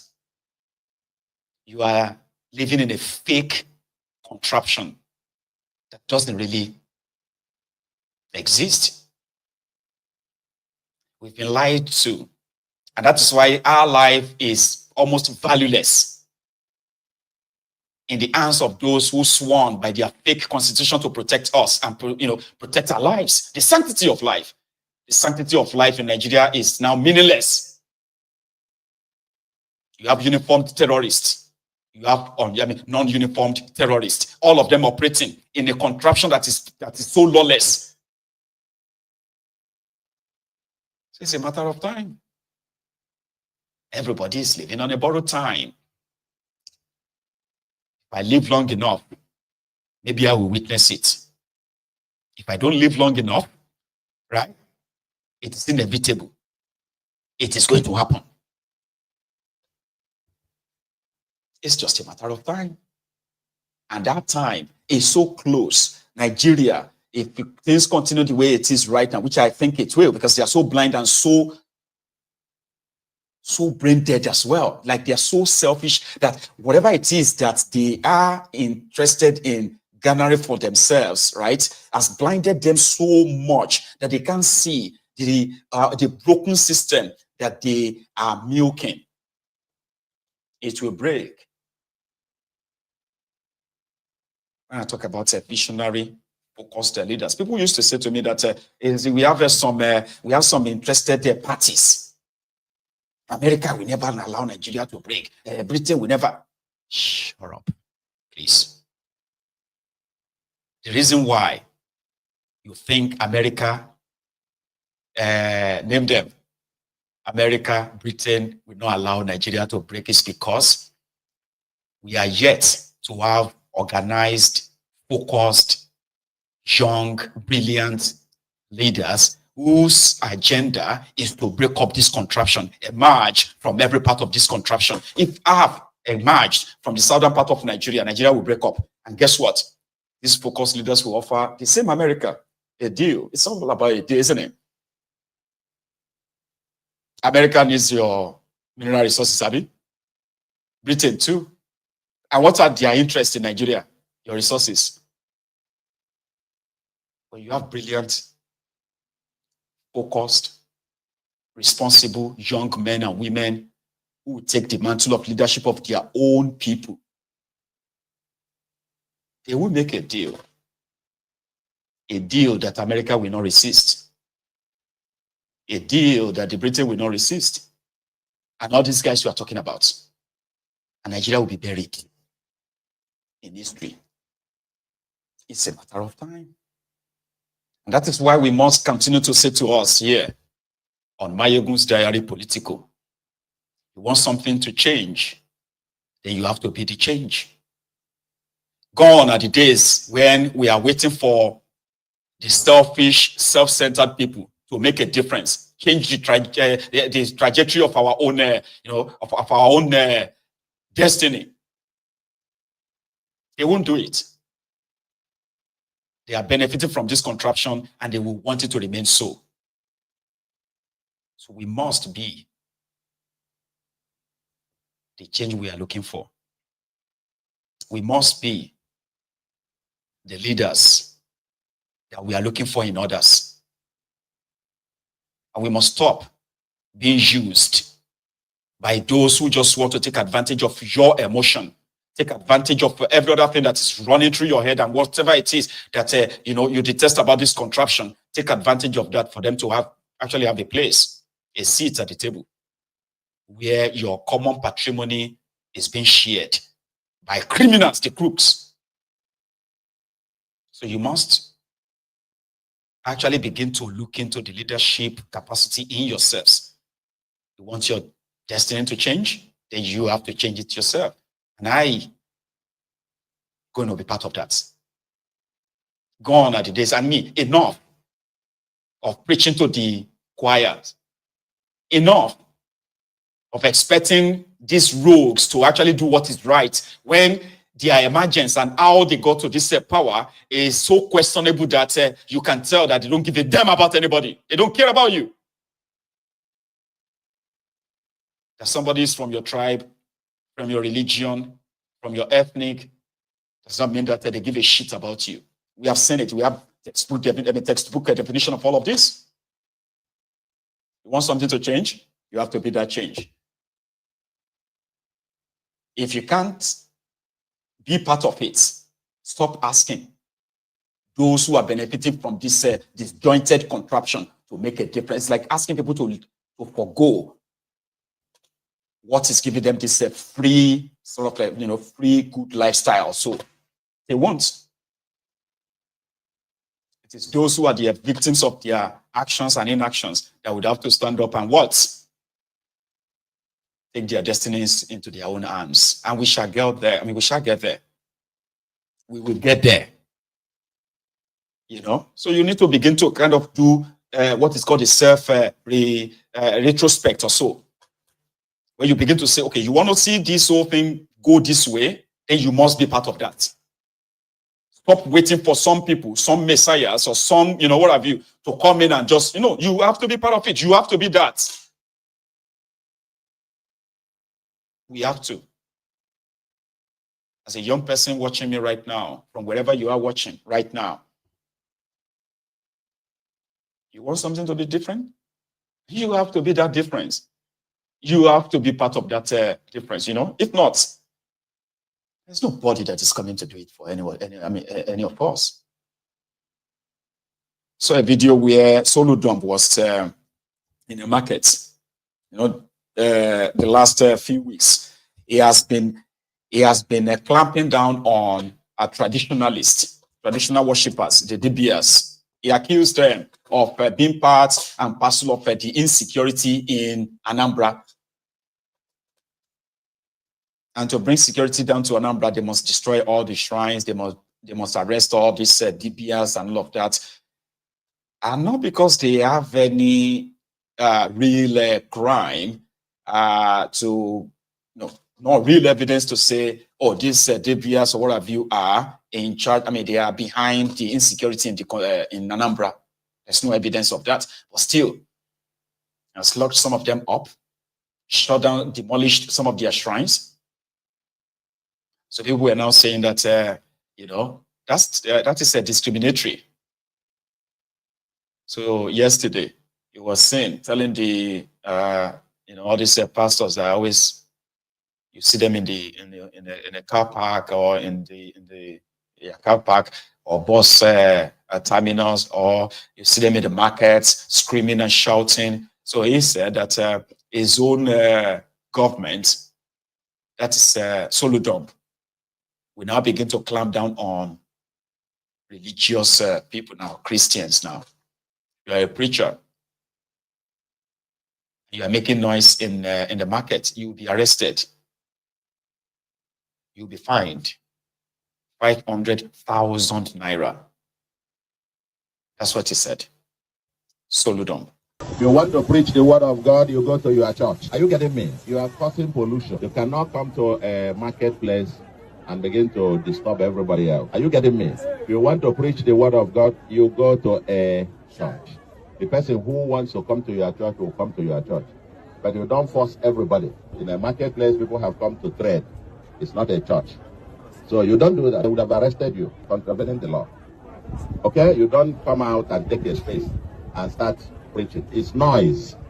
All the candidates will microphone, you are polluting the place. It's illegal. Okay? Everybody has freedom of worship. You want to worship, we protect everybody. But you don't go to the middle of a market where people are coming to trade and turn it into a church. Otherwise, we'll be charging you. That makes sense. Lucas Anoforo, thank you for your super chat, okay? Appreciate that. I mean, it makes sense. It's air pollution, screaming, shouting. Like the people you are actually preaching to, they are deaf. You know? In Port Harcourt, where there is a pastor, a miracle worker, there's been a clash between Omoyele Sowore and this pastor, by the way, that the pastor had to speak about Omoyele Sowore in his own church. And what did he say? I think he's a miracle merchant. What do you call it? Advertising miracle. So that got the attention of Omoyele Sowore, where I don't know what he said. Somehow that got to the pastor. The pastor convicts that he is a specialist in restoring people who have suffered stroke. Whether a partial stroke or been a full stroke, he is a specialist. He has healed so many people in his church. That Omoyele Sowore is blaspheming against his God by calling his miracle fake. That he now challenged Omoyele Sowore to go and bring anybody who has suffered stroke and then take them to the hospital and let the hospital confirm that they are suffering from stroke and bring them to his church. He will make them walk again, and Omoyele Sowore will promise that nobody will hear about him again, and Omoyele Sowore will, listen to this. People don't believe in miracles. Like I overheard someone saying that no pastor can do any miracle. I challenge him that let him bring somebody that has a stroke. Let him use his hand and bring it. Bring the person. If I pray, but before you bring the person, let us take the person to the hospital and check and find out that the person has a stroke. If I pray and the person stood up and walked forever till he died, let him not talk and make sure, let him not talk again. Let him not. What the dream of becoming president of Nigeria should drop on and become an ordinary person till he died. But if I could not heal the person, let me close this church till Jesus comes. It's a challenge on him. He should use his hand and bring someone that has a stroke or insanity. And all the television stations should be there. I am saying this, we are on live as I'm talking, both on Facebook, all the social media, they have seen me as I'm talking to you now, all over the world. I said, so worry, anywhere you are, this is Prophet Miracle in Port Harcourt. Use your hand. Get someone that has a stroke. BBC, all the whatever should be there. If I could not pray for the person to stand up, let it be the end of this ministry. Whether they branch in America, everywhere should be shut down. But if I am able to pray and the person got in, he stood up from the stroke stage and started walking. I'm somebody that doesn't have hand. Only God can do that one. I've not tried that one before, to pray and somebody's hand grow out. The one I can do is the one I'm telling you. But let it be that the doctor confirmed that this man has a stroke. If I pray and the man could stand up, the man can stand up and he walk before people, forever till you die. Don't ever talk or appear in any television station. It's a challenge. And I give you the whole of this match. The whole of this match, this whole match. I think we are a match. from now till on the 4th of April for you to deliver the God. Bring the person. Come with all the television stations. All the television stations to be there. If I, Prophet Miracle, could not pray, let this church be shut down. Nobody should come here to worship God. But if that person stand up and walk before everybody, let it be a shame that all the days of your life they bury you. They should not see you in any television or social media talk anymore. Died in shame forever. And even after your death, remain in shame. Let me tell you, Jesus of yesterday, today, and forever.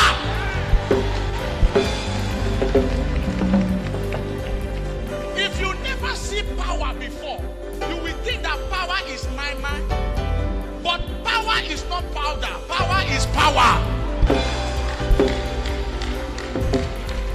Because every time in this country they try to set men of God up.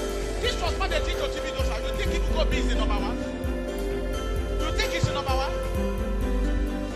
If people go be is to arrange any miracle, then he will now bring somebody. The person will measure the state he come from. He will now measure her address. Can't you think? You know that some of these people in the Catholic Church, they are not happy with it. They are not happy with it because the Catholic Church is like a religion center. When you leave, you are in trouble. There are still people that are coming here that Catholic spirit is still in their body. I know them. They have not that holy Mary, mother of God. It is smoky book. It is taking the It is smoky book. It is taking the Apology to those of you who smoke Igbo and you still get sense. So, because sometimes I don't know how you feel when you see that. I say, what do you mean? We get sense past these guys now. So I make an apologize to her so that you don't to take her personal. What did Shore say? Shore said, "Go later will be late." It's not as this thing is not as hard as this Prophet Miracle is making it. In Port Harcourt, they have River State University Teaching Hospital. I mean, when you go to the intensive care unit there, you will see the people, the patients who are stroke patients. Doesn't need to bring anybody from anywhere. Here you get. If you go there, those ones have already been diagnosed of suffering from stroke. All you have to do is just, drive your car straight to the teaching hospital in Port Harcourt. Ask them about the intensive care unit. All the patients where you see there, heal them and cover it. That alone, you have done well. All this you know hard like that. Life no hard like that. Prophet Miracle, I think that's what you should do. You are right. All of us have seen you all over the world. And seriously, I don't want to mock your miracle, okay? I don't want to say you are staging it. But are you supposed to take this challenge now? So where don't tell you, say, you no go about the look for people who get stroke. If you go to the hospital in Port Harcourt, there is already a section of the hospital. It's for the people who have suffered stroke, those who are recovering, and those who are like, about to die. All you have to do is to drive straight to the hospital. Ask for the intensive care units and begin to heal all the patients there and make the video of it. That's it. And every other condition you put forward for Showore, he said he will follow. He will abide by them. I will remain nobody. I will remain this. So you should go and do that, but we all know that it's never going to happen. No, it's not going to happen. It's not going to happen. He's not going to close his church. That's his business center. And Nigerians are, this is not even like trying to sound insulting, okay? Nigerians, majority of Nigerians have very low IQ. And that is why these rogues have always been making a kill in that place. Like they are so rich because gullible people will always be trooping to them. Stupid people will always be trooping to them. those who are ready to be deceived by their fake miracle this, miracle that anyway. So there's nothing you can do to save them. You can't save these Nigerians ever. These religious slaves, they are always going to be there, voluntary slaves. It's unfortunate. It's all because of the low IQ. You need to go and listen to some, when you see all these people sounding intelligent in the city. Take your time and go and speak to Nigerians. Go and speak to these older Nigerians as well. You'll be like, man, Nigeria on the future. Because you hope anybody, man. Listen to them and let them open their mouth and talk. That's when you will know that ish. But you see, for the rest of you, who see get your sense here and there to try to work something out, that's the battle you have to face. Because there's something they say about the foolish people. You must be very, very careful of foolish people in large numbers. In a fake democracy, they have the power to elect a president. Don't forget that. You saw the video of those who are supporting IPOB that day. Say, why are you here? Why are you supporting IPOB and all of that? I am here because I want him to win the seat. Say, what seat? What seat you want IPOB? He's already a Senate president. Say, okay. Say, why are you here? Say, we don't like people who are stubborn. They said that Natasha is stubborn. So we don't need people who are stubborn. That's why we are here. So poverty mixed with stupidity in large numbers. Millions of them. Those ones that will tell you that there is nothing God cannot do.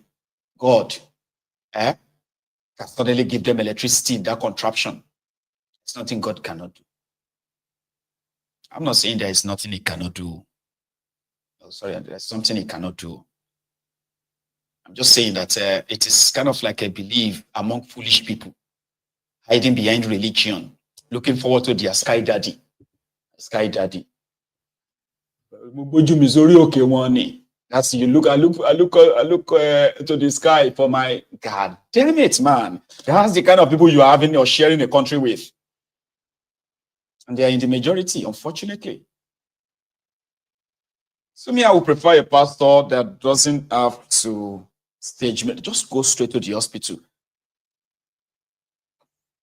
Everybody says, I'm ill, I'm ill. Doctors will come out and say, you just carry out this test on this person this morning. This one are like permanent brain damage. This is miracle. So you get now, like, do it. Don't be that kind of one that when Oyaki Lome, you say, Pastor, talk to me. Say, Pastor, talk to me. Oh, there is a man here. He has been blind since he was a child.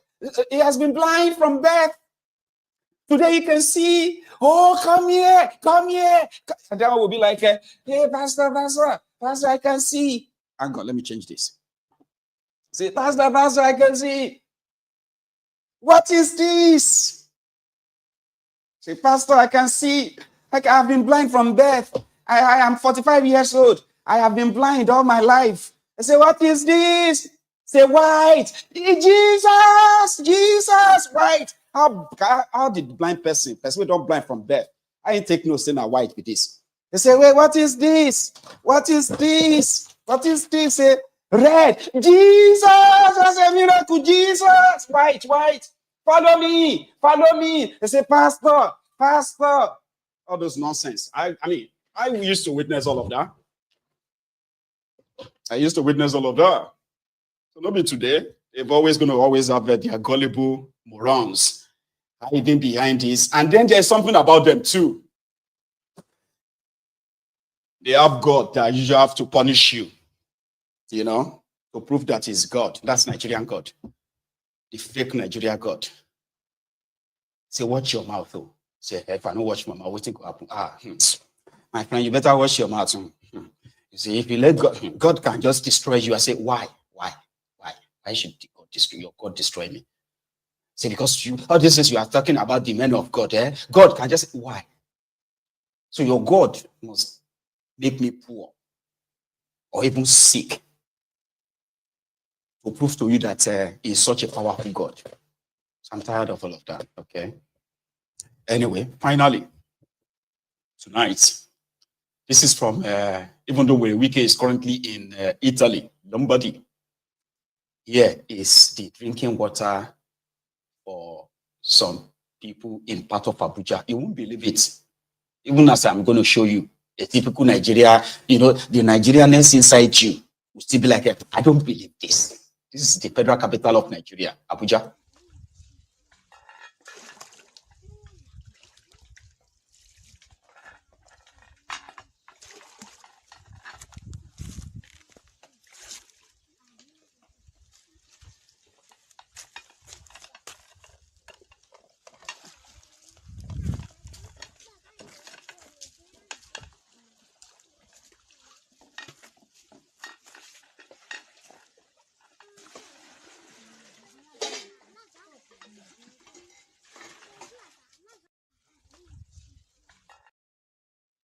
Everybody in Nigeria need hope.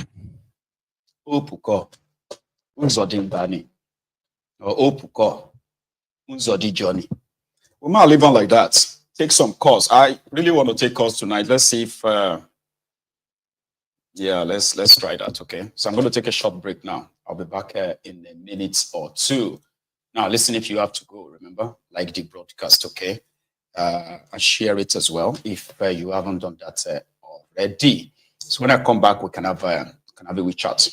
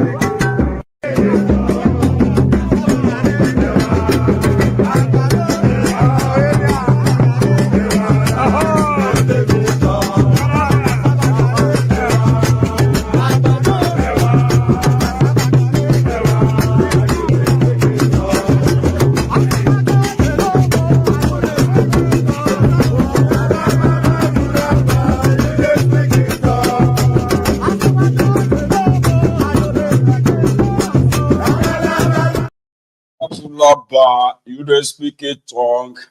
Hey, give me a sec. I'm supposed to kind of put this back. So I have a caller on the line. My first caller tonight. However, like I showed you the Abuja, I'll show you Lagos too. The mega shitty. Is it Morocco or Namakoko? Morocco in Lagos, the mega shitty.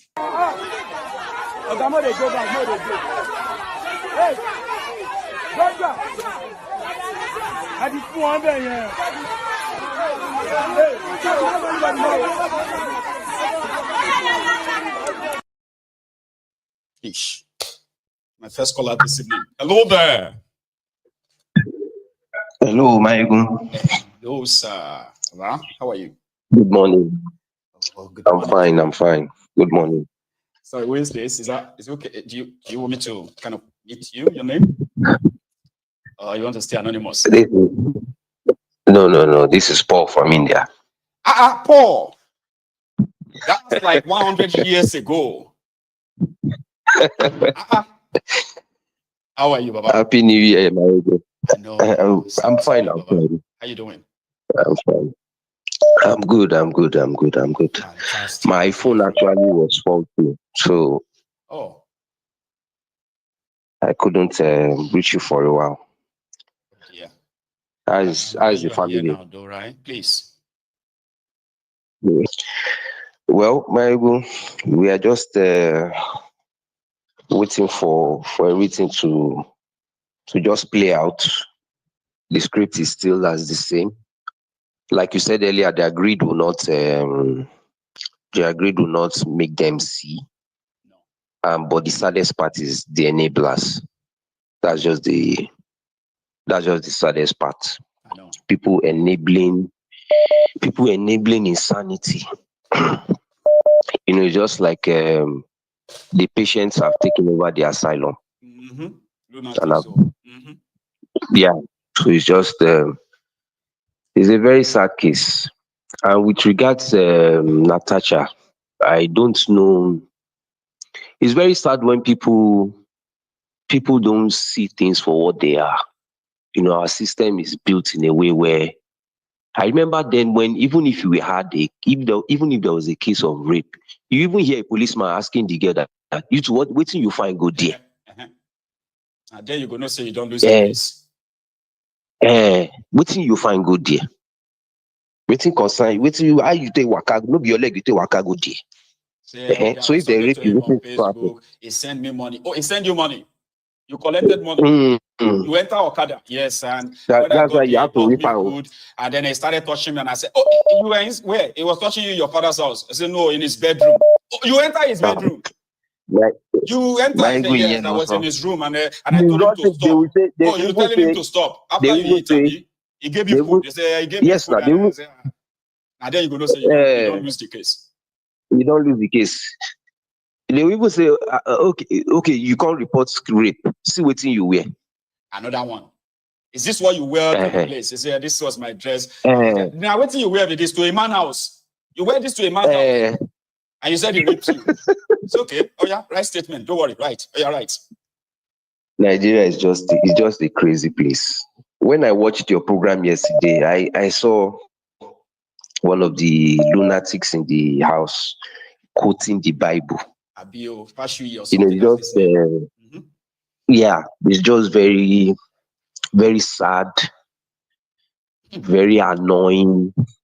I'm always really concerned about how Nigeria and Africa has turned religion. They've rubbish it completely. It is now, there are some people that would listen to what Soludo said. Soludo is not, for me, it's just one of the rubbish people. But what he said is actually true. There is nowhere in the Bible where they said Jesus went to the marketplace and started shouting. No. So they've turned everything upside down. Everything is downside up. Everything is just messed up. Just crazy. Everything is just crazy, my God. And like Adiola said, you're like living in a dystopia. Like you're like you just have no exactly. Idea. Like everybody is just like within that. Oh man, no direction, man. Exactly. And like what Adiola said yesterday, every stat you want to check is already pointing down to is directing you what's that montage used to play of this Okonkwo guy, Anarchy Looms. exactly where it is heading. Into the same direction. Michael, let me stop here so that others can It's call good in. to hear from you again. Really, really good to hear from you again. Okay. Send me word to your girl. Okay. Have a good one. Yeah. Thank you too. So here is emoji, I believe. Hello. Yeah. Good. Thank you so much. Welcome. God bless you. That's emoji. How are you doing tonight, sir? Hey, I'm fine, bro. Welcome back. That's the other day you was rushing. I saw you have a lot on your desk to talk about, I'm always but all the same these days, right? It's like I can't really finish them. If I show you my screen here, I still have like a 1, 2, 3, 4, 5, 6 stuff that I could share with us this evening. But really, I'm like, I'll keep it for the next time.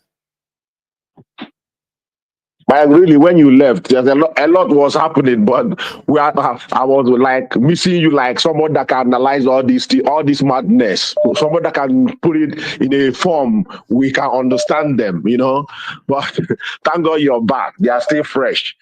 So, but I wanted to say something about this issue of Natasha and Akpabio, just briefly, I know there's one song in Igbo, they call it Longo John. Is this 7/7 that call it Longo John. So this man bought a bicycle, and immediately, because he was uneducated, the seller did not give him receipt. So at the end of the day, immediately he took away the bicycle. The seller now called police and says thieves are stealing his bicycle. At the end of the day, they caught him. They said, the man, if you know that this is your bicycle, provide the receipt. He couldn't provide the receipt. He was like swearing that I bought the bicycle from him. So later the seller they now say, since you don't have receipt to prove that it's your bicycle, I'm just narrating the song. The man now said, I'll give you this bicycle, but let the sky be my witness. Let this Korota, this road that I rode with this bicycle be my witness. Let this mango tree standing here be my witness, and God will judge us. Why I say this story for you now is like, let Akpabio know that we know what all of them used to do. They have chicks, they bankroll a lot of side chicks, and they are all sick. They are all sick. So if they want to close Natasha down, that what is that is blurry. Everybody knows about this, and there's a lot of witnesses. They want to push everything down under the carpet, so Natasha will look like a stupid person. Yep. Let them know that many have died on top of a woman in a hotel. And that's the next news. That's the next news that they will begin to hear. So let them tell us the truth, how they are dying, not they collapse and die. Where they died, because I'm talking with experience. I have seen it, even Charles Soludo, I know it very well. So, based on Fulani, they keep denying one day, monkey go markets. Yeah, they would die in a hotel. Yeah, because I know a girlfriend to Charles Soludo, the girl used to call him Charles. The day I came there, I was expecting a child to see a boy. I now saw when he was CBN governor. I'm telling you, I saw it. He gave me 11,000 naira. So let me go to Fulanese. Right. When Buhari was there, it's like the movement of the Fulanese when Buhari was there was a little bit slow. But now, non-Fulani is there now as a president that have every power to stop anything. Yep. To give signal behind to his own people. Everywhere is quiet, and they are now moving inside everywhere. They conquered the southeast. They've conquered the southeast. The governors, they are sleeping because they are selfish. They will just because they feel that they are irrelevant. When Nnamdi Kanu was there, videos of people macheted in Enugu. I don't know if you have seen their videos. They are hiding a lot of things. Here. Like they are clean people every day in southeast. They are clean people every day in southeast. And the only thing those governors did, their problem is that they want to stay as a governor, as a commander. That Nnamdi Kanu has taken command over them. But Gumi and other people are protecting their own. You remember they said the Boko Harams, the bandit, is our foot soldiers, like our own defenders as ESN. They're fighting. Yes, as ESN. They are freedom fighters. That's what they call them. So that is it. And people that are expecting this our Senate House now, if people are expecting them to do something, go just put a check on them. Since they've been there, it's only approving money for themselves for what project we don't know where they are doing it in heaven or where. But I've never heard them at Mabio. See the way they gather together to name Natasha. I never heard them before gathering together like this to make a statement for the people. Look at what you just showed now. Makoko and Abuja, a capital city. Their policemen are hungry. The only people they keep is the one that are guiding them. They give them peanut, buy new uniform for them. My army are buying their own khaki. Police are buying their own uniform. And these people, they will sit down there calling billions. They never make any statement about any welfare of any citizen of Nigeria, even in their own village. Wicked people. Thank you, Mayagu. God bless you. Thank you so much, Eboji. Here is Manuel Ferreira. Baba. Hey, Mayagu, Baba. I park. I've been on the drive for like almost 20 minutes. I'm glad that you didn't give up easily because it's such a busy evening. If I start to the drive, I did fine. If I reach out, I know if he make I say, you didn't stop. So how are you doing this afternoon? Because it's afternoon over I'm doing fine. Just coming from the barber shop. But looking all good and handsome now. It's your weekend now. Like I get 3 points where I want throw in this. Go on. Yeah. One, this Akpabio and Natasha situation. Again, Mayegun, I love you. You're too good. You're picking out the real point. Again, the problem, we all know the politicians and the ruiners of Nigeria are nothing but pigs. Jojo well, pigs, animals, smelling, disgusting, whatever name we want to call them. A pig will behave as a pig. We understand that. Now let's go back to the elite. Mayegun, did you see the channel interview between Aisha Yusuf and those nasty so-called mainstream journalists? They were trying to deviate the main issue of the discussion that, first of all, what Akpabio is doing is illegal. You cannot suspend a constituency's right to view in a democracy. Of course, we know this is a monkey democracy. I know. And the girl was raising that fact with this dumb ass journalist that was asking her the question that, look, stay on important issue and stop trivializing this thing by asking stupid questions like, does the house have rules? Even if the house have rules, their rules does not oversee the constitutional right of a democracy, of the constituents. Basic fact that anybody... There's even a court judgment, right, against suspension of lawmakers. In I know. You would think this type of things will be what real journalists will bring up in exactly. a discourse. You know, but you would think they'll be asking dumb questions, right? Dumb questions, stupid questions, dumbing the people more and more. The way NTA dumbed all of us to this level where we did, where everybody are now sheeps. They're now sheep. Like a fat brains, you know? Yeah, no brains at all. They are now like boxer in Animal Farm. No brain, cannot even read the alphabet from A to D. Not to talk of getting to Z. This is what they have turned us into. I keep saying it. You know, medium like yours, alternative medium to wake the people up. This whole setting, this so-called our elites, I don't know, Mayeguna, they describe them. A nuisance. The dirtiest Nigeria has no the dirtiest. Nuisance. Just some discounts, opportunists. Opportunists. How is a society going to change when those who have the light are not shining their light? In fact, they are making the people dumber. I was so disgusted. Intentionally too, because we got what they want to eat. Weaponizing poverty. In order to drive an agenda that will continue to weaponizing ignorance. Is it not clear from all the evidence before us that the country is gone? Instead of you to raise reasonable important question, anyway, let's leave that one. That one are number one. Number two, every other thing that is happening is just a standard proof that the country is gone. Let us start having the right discussion. What are we doing next? What are we doing about it? That man that was sentenced to death for defending himself. What kind of madness is that? These are things mainstream elites should be bringing to the forefront. Not Akpabio has a right to pick any woman or all this rubbish all over. Have you gone around the internet and see the rubbish they're all discussing on X, on the Agbadorians, the Agbabokus, the Awawiri,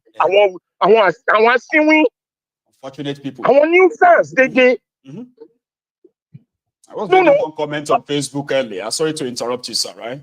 There's a comment that was trying to possibly, I don't know what the intention is, by the way, but this individual was talking about the fact that somebody comes into your house and then try to stab or kill you, and then you ended up having to kill them, that you still go to jail. And I'm like, that's not true.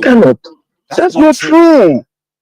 Okay, and then I was actually going to share a story of this guy. Remember that Kyle Rottenhouse in 2020? Yeah.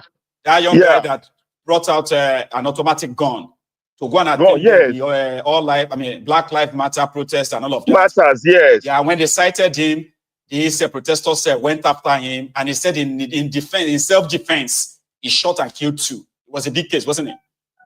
Yeah, it was. I remember, yeah. That's not his own house. I think it happened here in the Illinois. protest ground is not his place, so.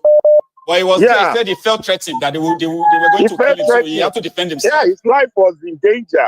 His life was in danger, so he defended himself. You brought gun to a protest ground, all right? Yeah. Guy himself should it happened here in Illinois, in my state. This story you're talking about happened in my state.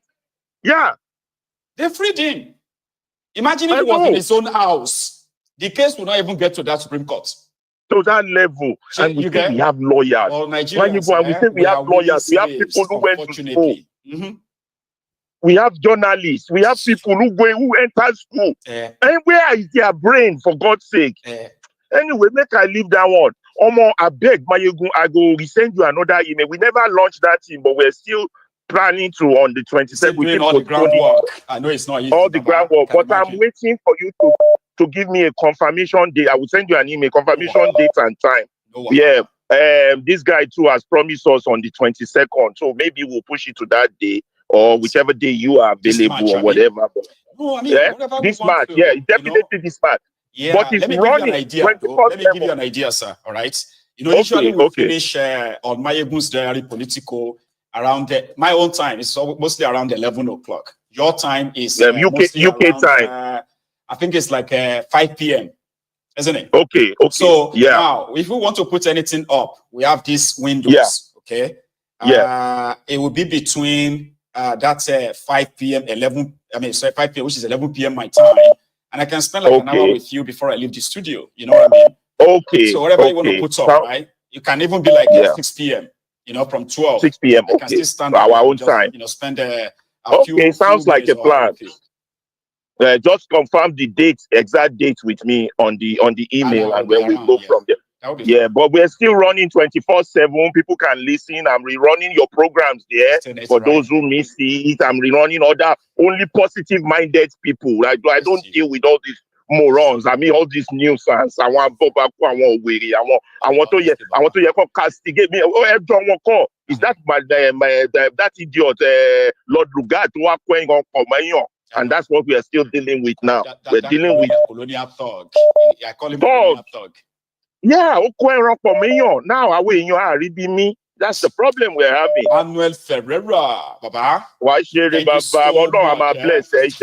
You enjoy the drive home, okay? Go get some. I'm so apologize. I wanted to come see you in Texas, but I couldn't get a number to call you. So I wouldn't blame anyone, right? See, there will be a time, right? There will be a time that I am going to possibly, maybe I'm actually going to have to throw it open, save myself some money, right? So throw it open that it should be organized where we can do maybe 4 or 5 city tour or maybe 3 state tour because America. So put Chicago in that tour anytime I stay here for you for Chicago. We shall see. Put this program together that people of like minds can come together. Yeah. People can speak up and all of that, record the contents that can be shared all over the world. That's right. Like as usual. All over the world. But we work something out. So, yeah, this year.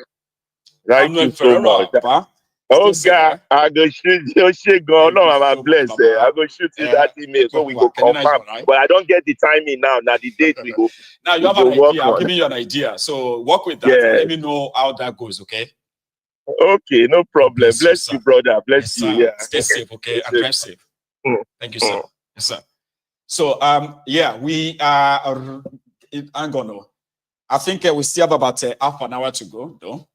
So if you want to be part of this chart, your chance every minute gets narrowed down and narrowed down, okay? Because the line is busy, of course, but you will never be part of it if you don't try. Dial the number on your screen, use it, all right? And then you can come and contribute to this conversation. This is a bigger friend, or El Biafra, or El Odudua. You there? Oh, hell, Odudua. Oh! You're surprised I recognize you from far. I know. No, man, much love, bro. Some number, so yeah, one of them. Yes. Yes, man. I'm so proud of you. I am so proud of you. That trip to Texas is bigger than you think. You get me? It's bigger than you think. This is just a beginning of something bigger. You know? You're about to take this world by storm. Our generation. I said we need to take it beyond this screen. We need to go physical. Yes. I need to bring people out of their homes and, come out of your homes. Let's discuss these things. And from there, we'll probably identify people with leadership traits and tell them face to face and say, you can do this. You can join us. We can make things happen physically, not just online. So yeah, something is coming. Something is cooking.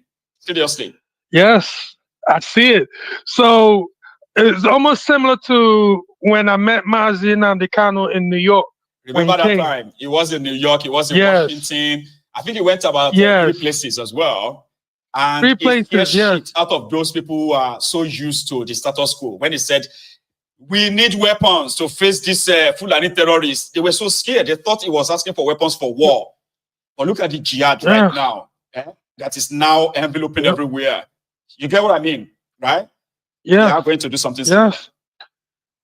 Yes, we will change. Anyone that is afraid right now, please don't be afraid. All we ask is that you open your mind and listen and desensitize yourself, because we're going to need you. This is not just a 1 or 2 people fight. No. It's for everyone to put hands together and fight, because, it's a collective movement, because we are all in danger. Whether you're selfish, you're there for your selfish interests, listen, and you're benefiting from the current status quo right now. At the end, you will be also swallowed by this system, by this darkness that is coming. So please wake up. We are all in danger right now. Yeah. Now they're playing this game with Mazi Nnamdi Kanu, reassigning this and this and that. It's all a game. Until we start blowing up those pipes, oil pipelines and everything, and now this multinational company start paying attention and listening to that, then you will know. I've been in many meetings where I met with senators here in America. There's one in particular that actually has a seat of power in Washington, D.C. Right. His name is Jeffries. He's a black guy. We met with a few other ones.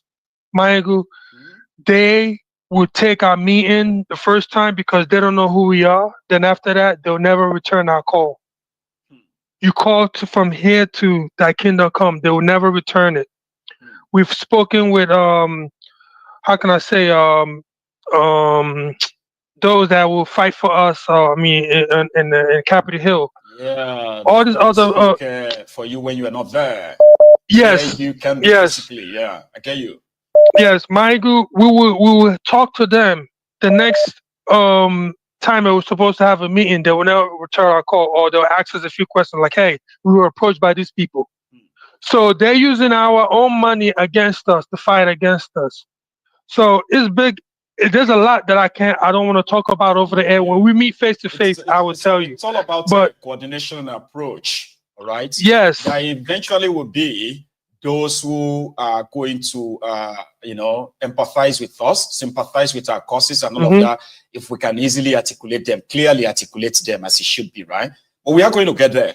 Yes. Something has to be done. Because now I am preaching that we are not waiting for any Messiah. We are not waiting for any Savior. No. Our own Savior. Or else we are doomed. Yeah, all that religious stuff or waiting till Jesus come and all these people, put that to the side. That's not going to happen, people. No. Praying or whatever this is not going to solve anything. God already gave us what we need. Prayer without action, prayer without work is a pure waste of time. We have a lot of work to do, man. A lot. Yes, we have to implement all these things in order for our freedom. We're fighting a battle that with unseen enemies, there's like hidden hands and enemies that we don't even know that's fighting against us. You know, it's bigger than what we think. But I'm so proud of you, Michael. Thanks, man. It's going to be epic. 2025 is going to be an epic year for you. And you're about to you're about to flip the whole entire table upside down. I have started people, please like. Man, see, I'm coming back to the US later this year, right? And Ahmed has promised me that it will actually make sure that this time I'm going to be shooting automatic guns, right? I've never held guns in that manner in my life.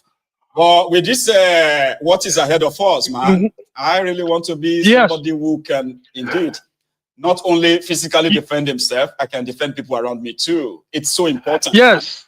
But yeah, we'll get there. I will show you. I will teach you. I'll teach you as well. I'm licensed. Really?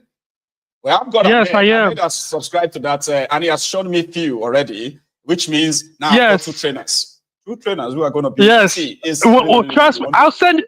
I'll send you a video on later once I get off. But yeah, once you come to New York or whatever, I will take you to the gun range. We'll spend the whole entire day there. That'll be wonderful. We listen. Yeah. If you don't know, the only thing that will save, only you can save yourself. That's right. If you don't know how to use a firearm, you are doomed. I repeat, if you don't know how to use, all of us will be able to, but if many of us, if we are able to, right, yes, there is an advantage in that. I've seen it. Yes, very. All right, let me let you go because we could be here forever talking. All hell Biafra, all hell Oduduwa. People, please like and subscribe. I know. Thanks so much, Baba. Why is it only full afternoon and evening over there, right? It's only 500 likes. Please, we got to make this 5,000. Please. People are very conservative when it comes to their liking the broadcast, so I'm used to that now. So I don't really kind of like fret over it anymore. So, but yeah, let's encourage people to actually pump it, like it, share it, subscribe, and that is all you have to do. It's so easy, straightforward too. My brother, enjoy the rest of the afternoon over there. Okay, stay safe, man.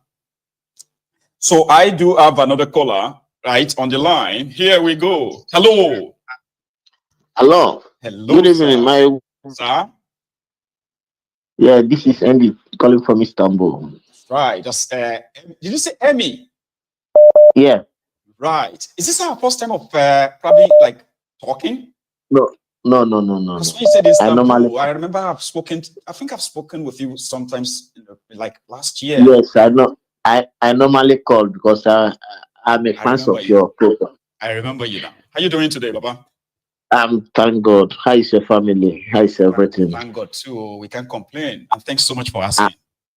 And the weather there. Oh, it's horrible. But yeah, I'm used to it. But thank you. You know this? There is this man that this pastor that challenging show. He's called Prophet Miracle. If you're looking for miracle, anyway. I don't know the name of the church, but there is one church in that Port Harcourt. Right. Before you see the pastor, you pay 200,000. Oh, really? I want to know the name of that man church. If it's the church, if I see the name, I will send you the name of that church. That before you see the pastor, you pay 200,000. If you are living in abroad, you're going to pay 540,000. I'm telling you the truth. I'm not telling you say somebody said. This is what you experienced or somebody close to you? Yes, somebody's close to me. Wow. Man, So this if pastor or imam business self, right? Now, see, packaging, maybe I should go and open a branch there in that place, man. see all these people. You know, I like what Soludo is saying. These people are deceiving many people. They are disturbing. They are disturbing masses. That is Like if sometimes the when they are government screaming into their megaphone, I'm like, are people deaf? Like, is it that the people that you are talking to, are they deaf? Like, are you talking to deaf people? Why are you screaming? see the worst thing that will make to you as a human being, if you are living near any church, if you are living where you lay your head every night is near any all these churches, you will regret your life. You can't have rest of mind. In abroad, I don't know. I never can't hear any noise outside. As I'm living in this house, my neighbor never hear any noise from my house, from my flat to another flat. Success of another. I mean, if somebody opening a business next to you be screaming. They just open. I said, hey, look, dinner. What is wrong, man? You will ask when you go back to Nigeria. When you check how people worship God in abroad, when you go back to Nigeria, you are thinking, oh, the God they are worshiping is not the same God they are worshiping in Europe. I don't think so. Nigerian God is different.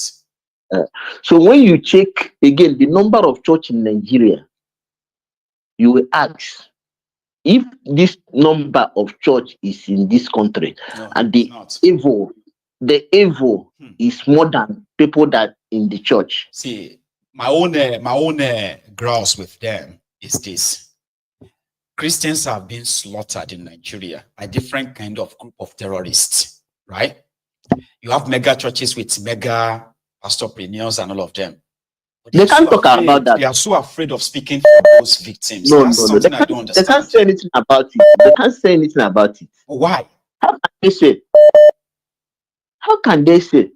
A governor in Southeast, those governors, they can't say anything about Fulani herdsmen and Fulani terrorists. If you say that next election you are not going to be there. That is the truth. Is that actually true? Because sometimes some of these things I see them as a projection, kind of. You get what I mean? Maybe partially true, Sha, because now INEC will announce you. So if another person go on to pledge allegiance to them, and you decided not to, let me tell you another thing. Tell me. All these governors, 80% of governors, the governors of the states in Nigeria, 80% of them are in Abuja. They are not in their state. That is right. I'm from Imo State. That criminal governor of Imo State. Yeah. That criminal, that murderer, that one is in a week, maybe sometimes once in 2 weeks he will be in Imo State. Other ones is in Abuja. Okay, the Tinubu that will be saying be president of Nigeria. Can't you ask these people, what are you people doing in Abuja? Is it Abuja is your state we are ruling? Is this where you are governing? Is it where you are governing? So, okay, P2B asked, one interview where I listened to yesterday or today, P2B said, this man, this man that called himself president of Nigeria, let him visit all the whole state in Nigeria and know what is going up there.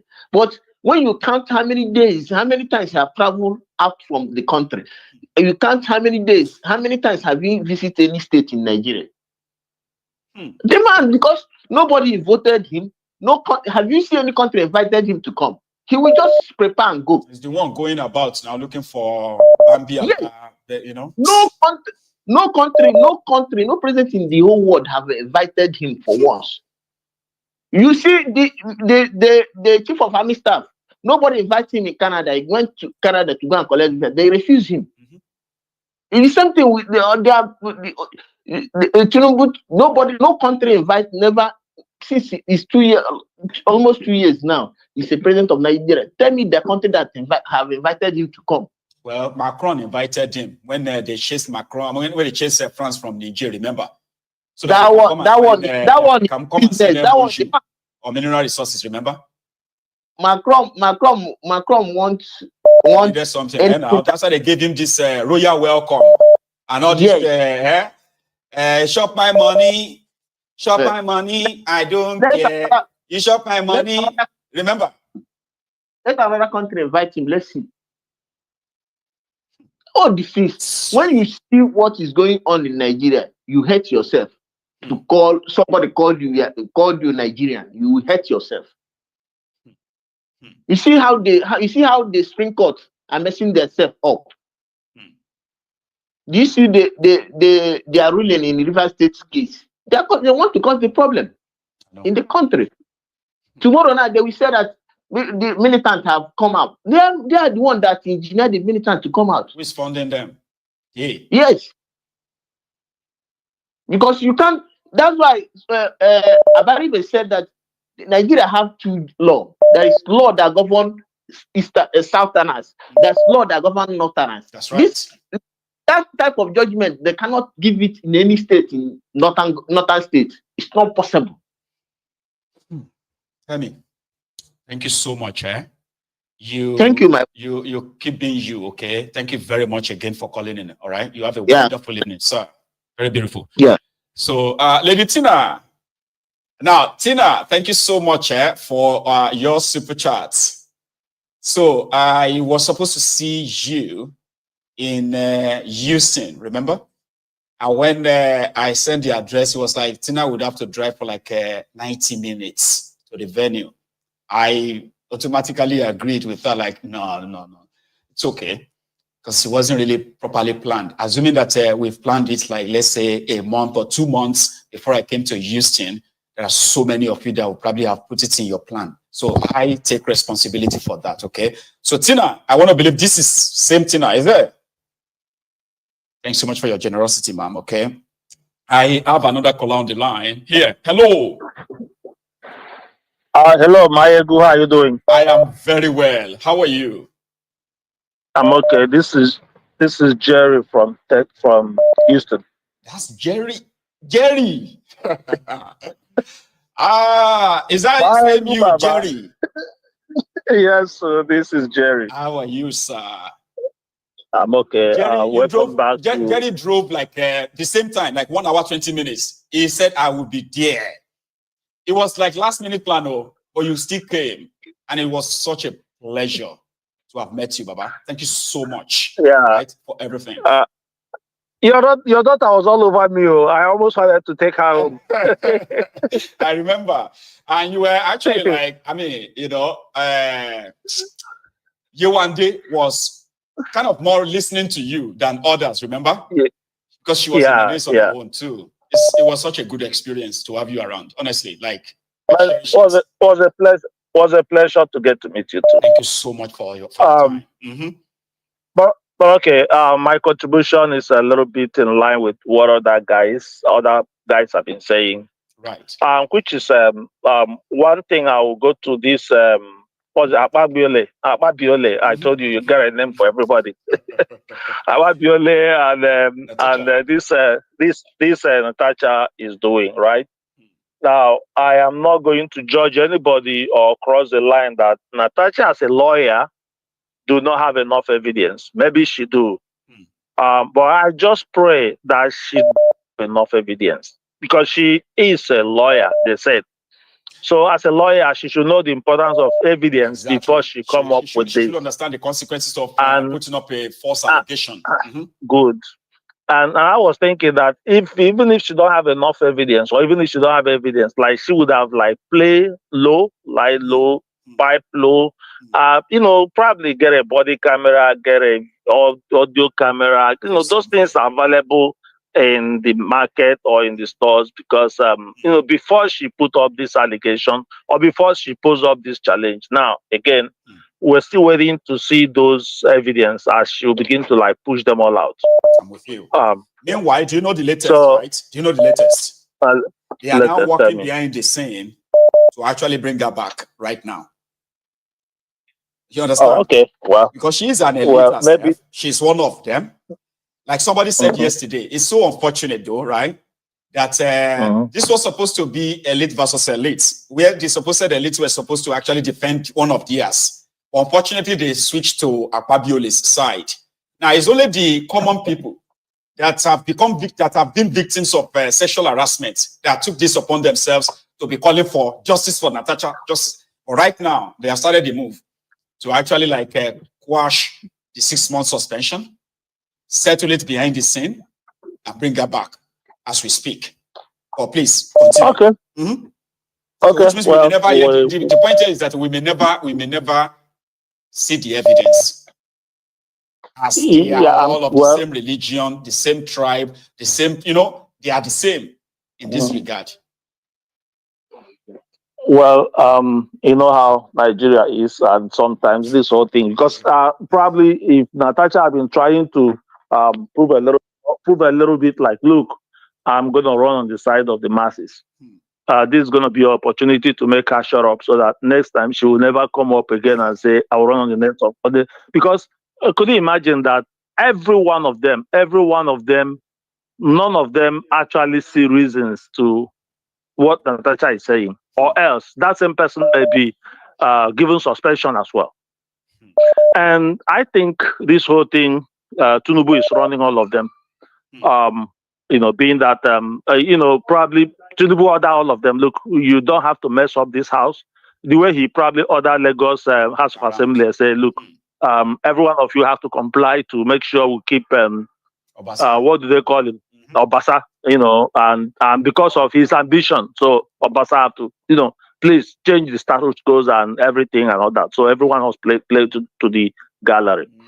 Then something else again I was about to say is this pastor that posed a challenge to Omoyele Sowore. And I got your idea, and Sowore's point is, hey, go to what is called Jonah. You need me to go and look for stroke people. I live in Abuja now. Sowore is in Abuja. So instead of coming down from Abuja, that's a waste of resources. Baba, you carry your camera, enter Arsu, all right? And then go to the stroke care session.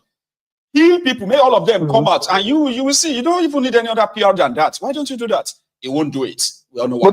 But that's true though. But as I said, if I were sure, I'm gonna take up that challenge. You know why? I know it's gonna cost me money to transport. But just like I could say, if we have to go to the prophet of Baal in the Bible and Elijah and the prophet of Baal, they took up the challenge. Elijah was like, look, let's go do it. I mean, even if Sowore have to go to Lagos, really for sure, from Lagos or from Abuja or from anywhere, pick up two people that have what is it called? Stroke. All right. Now he say his miracle is only on stroke, and now he's saying Jesus does what in Jesus yesterday, today, and tomorrow. Jesus raised the dead ones. In fact, according to the Bible, Jesus raised Lazarus so bad that the Pharisees and the Sadducees were like, "Oh my God, how did he do it? We'll kill him." So they were looking for how to kill both Jesus and Lazarus. So it wasn't anything to argue, because people know it was true. It happened, and there are so many and there are so many places, like people were going from everywhere. Even they said, even as far as the Africa and so far as every other place in the world, people were coming. Anybody that hear about Jesus were coming to receive healing. It wasn't the people were coming all over, and nobody came to Jesus that was not healed. It don't matter what your sickness was. Now, in this particular instance, this one is carried 2 lepers from Abuja. Say, come, let's go. Pay their transport fare. How much? I know the road is bad. Traveling by road, maybe whatever thing. But probably just go there. So we won't have to, okay, bring your doctor. The doctors are decided that these people are because these people are just doing a abracadabra to just collect money, to just show, say, we're doing miracle. And deceive who they want to deceive.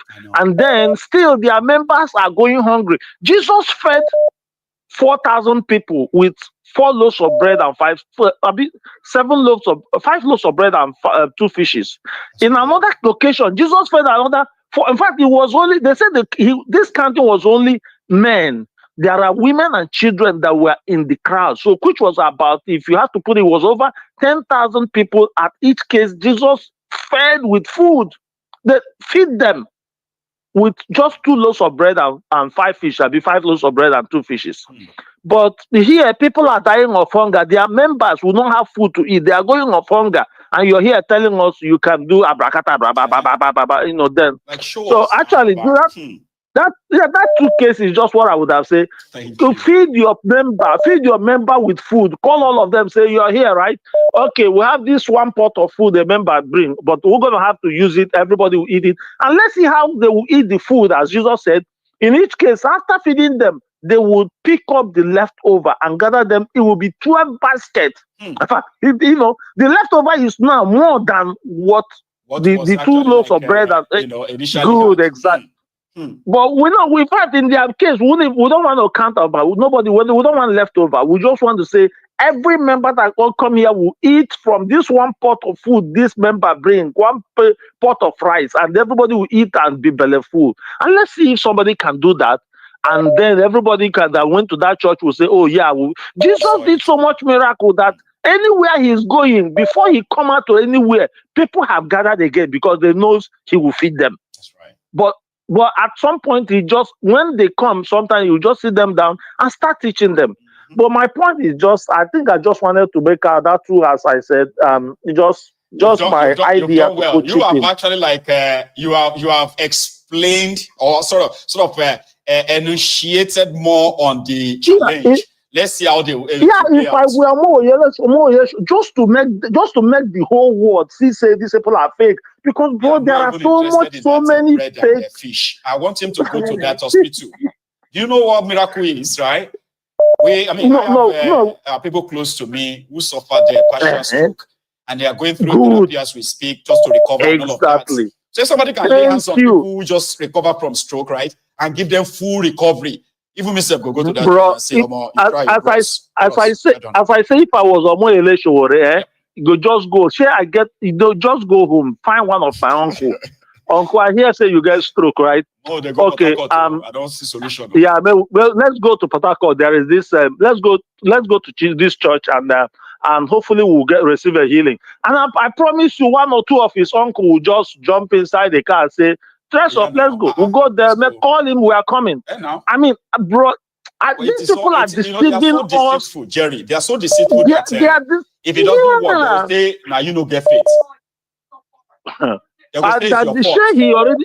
He already said that, like, it's just to, like, as I said, Elijah deal with the prophet of Baal in his time. He took up their challenge and just said, "Let's go do it." And when they couldn't perform the same miracle Elijah performed, they were proved false. He said he want all the churches and cameras and all the media houses to come. Let the media houses prove him wrong. And after that, I mean, I know these people are just fake.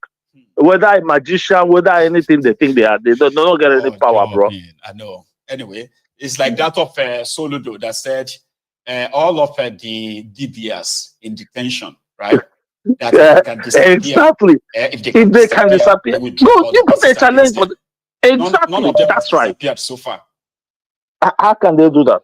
So that's actually you put out a challenge for them. Say, okay, you people are do you know how much noise these folks makes all around the world, telling us what they can do, deceiving people.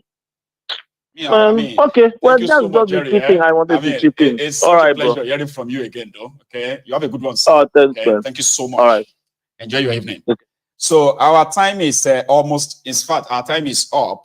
But you see, my caller, he has been calling from the moment we opened the line, and it would be really not good if he's not picked. So here we go. Hello, sir. Hello, Michael. How are you doing today? I am very well. How are you? I'm doing very, very well. Thank you for recognizing my call. I'm like, by the time the person on the line is wrapping up, another person is already on the line. I'm like, he's not. Then once I pick that one, you are back. I'm like, okay, you know what? Before I wrap up, if you stay till the end, then definitely I'll let you have your chance, your shot. Okay. Please, sir. Thank you so much. Thank you so much. You're welcome. I just want to touch on this issue about Natasha. Please. Natasha. Looking at things from a spiritual point of view, it's not all blood you mess with, no matter how powerful you are. It's not all blood. Yeah, it's not all blood. Once you mess with the wrong blood, you're in trouble. I think that's what's going on here with the public. And that's one. Yeah, that's one. And then two, Natasha is paying the consequence of being a freedom fighter for the black race. Tell me more. Yeah. Louis Farrakhan in the US was speaking to a white audience one time, and they were angry because he was speaking the truth. And he told them, he said, he did not write the history. He just telling them the history. Okay? Yeah. History tells us that when you are fighting for the black race, you have to have two ammunitions. One on your right, one on your left. Right. You want to fight your own people for fighting for them, and want to fight the oppressor. So that is the consequence Natasha is paying for right now. Okay. It's like this saying that they said if you are fighting the oppressors, don't use two hands. Okay. Just make sure that you use one. The other hand, you have to use that to ward off the people you think you are fighting for, because they are going to say, who sent you? Who sent you to go and fight for us? Did we send you? We don't send you, say you fight for us. So you will be seeing them stabbing you. So you have to use the other hand to protect yourself, as you are also fighting the oppressors. It's a complicated thing. And it's common in the black race in the Africa. Look at from memorial from Kwame Nkrumah to even Traore. He saved your life. That has escaped. Exactly. See, he has escaped over 20 assassination attempts in just 2.5 years. Okay. And through his own people. Yeah, it's coming from his own people. You're right. So when I look at our so-called leaders that we're talking in the house about Natasha, I just keep having this sense of thought that it seemed like they refuse to accept the fact that we're not living in a global village. I can't understand it. Because everything they are doing, saying, is being held all over the world. That's right. So I don't know if they have realized that yet. Okay. But they don't care, and you can tell from their own. You can tell from their postulations as well, right? That they are somehow they are worried about social media. They won't speak. Oh yeah. They can't. You see, they can't speak 2-3 sentences, right, without mentioning social media. They know that we are watching. They know their days are numbered. But somehow they are still living in that bubble. The bubble of what you go do. What will you do? Yeah. I mean, who are you attitude? Yes. Yeah. You know, so when I sat down and look at this Natasha issue from different angles, it scares me a little bit. You know why I say that? Tell us. I am for Natasha. I'm with her. But you know what I say that it scares me is the fact that if you look at like I say about history, I'm here to tell history. When we look at the history of Nigeria from the time of democracy, they call it democracy. We know it's not democracy. Is that whenever the Northerners are not in power, they will do anything humanly possible to come to power, either coming to power as a president or by proxy. Either way, they will do everything. That's right. Okay. So when I begin to sit down, when I begin to analyze Natasha issue, and now ask myself, now if Akpabio should be removed, who's the next in line? It's a Northerner. And if they find their way to that seat, the first thing they want to kill is the tax bill. You know that? That's from another angle right now, another perspective entirely. I am following you. Please go on. That's the first thing they will kill. And the second thing they will do is to frustrate everything people start to do to stop the agenda after that right now. You know? So we have to please look at this issue from a different angle. I don't know Natasha, and I don't know Natasha that well. It might be doing it from angle of being innocent or not that, but it might end up being a scapegoat to bring people back to power. So we have to look at this thing very, very carefully. Because these Fulanis, my brother, they are very smart people. I have studied them. They are very, very smart when it comes to politics. And do you know why they are smart, like Mayagu? Tell us. Is because life without mentorship is a disaster. The Fulanis, they have a mentor from day one, which was the British, on how to capture us. Go and study history. You get the point? You know, so we have to please look at these things from this angle. That's all I want to say tonight. That's what I want to say tonight, my brother. Thank you so much as well. I mean, you have a very, a very good observation. All right, and that's what makes this platform pretty much like beautiful, where people, all of us, will look at the same story, but we are not going to see the same perspective.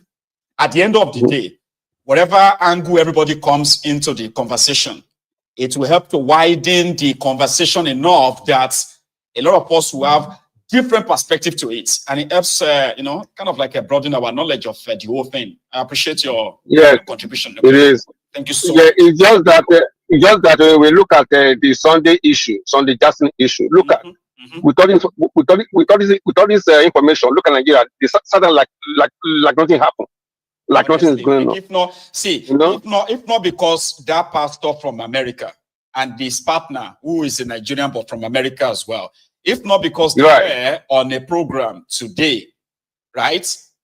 Even me, Mayegun, that is speaking things from here and there, I never hear about Mr.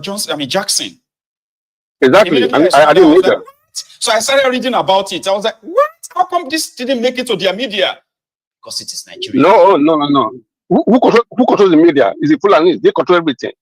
You know? Damn. So my last word again, yes, sir. Nigeria will free themselves when they are ready. Thank you, sir. God bless you. And thank you so much for this contribution. Enjoy the rest of the evening, okay? And good night. So to everyone else, our time is now fully up, okay? I want to say a very big thank you to you. We've had a wonderful conversation again. And tonight, as you are going to bed, okay? Everyone you know, including those of you who are in politics, because I know some of you who are actually in this criminal government, illegitimate government, from all the part of that contraption, you do watch Mayegun's Diary Political as well. There are those that believe that an innocent man is being unjustly, locked up and punished, tortured, and that is Mazi Nnamdi Kanu. And because you are doing this, and some of your citizens are in bed with it, that is why you see the calamity befalling this contraption will continue to actually pile up. Let this innocent man go. You have lost. It's as simple as that. Bokwari that kidnapped Nnamdi Kanu like a trophy. Where is he today? So Tifnubu that inherited what should have been Bokwari's war has no business to be part of this war. But it kind of holding him anyway. So all of you who have one contact or another, you are advised, whatever it is you are going through in that contraption today in the spiritual realm is because an innocent man is being locked up unjustly, and until he is freed, the destruction of this contraption may actually happen quicker than you can imagine. You don't have to believe me. Just give it its time. To everyone else, thank you so much for your time. I'm going to see you again, especially tomorrow. A direct message again to the Yoruba Unionists. The last time we were supposed to have our general meeting, remember? But I was in America and I miscalculated the time. Unfortunately, we missed that, and a lot of people are not happy. So I'm using this medium to say sorry again, even though I've already sent out an apology on that. So we'll reorganize the whole thing, and very soon we'll reconvene, and then chart a way forward. So thank you to the Templars, dear Templars. Thank you so much for your time.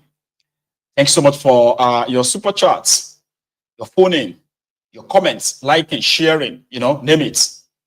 You are always appreciated. For those who haven't really liked this, please do, okay? We shall see again. And that's going to be tomorrow. Tomorrow is Sunday, right? Enjoy the rest of your evening. Okay? And good night from here. Good night.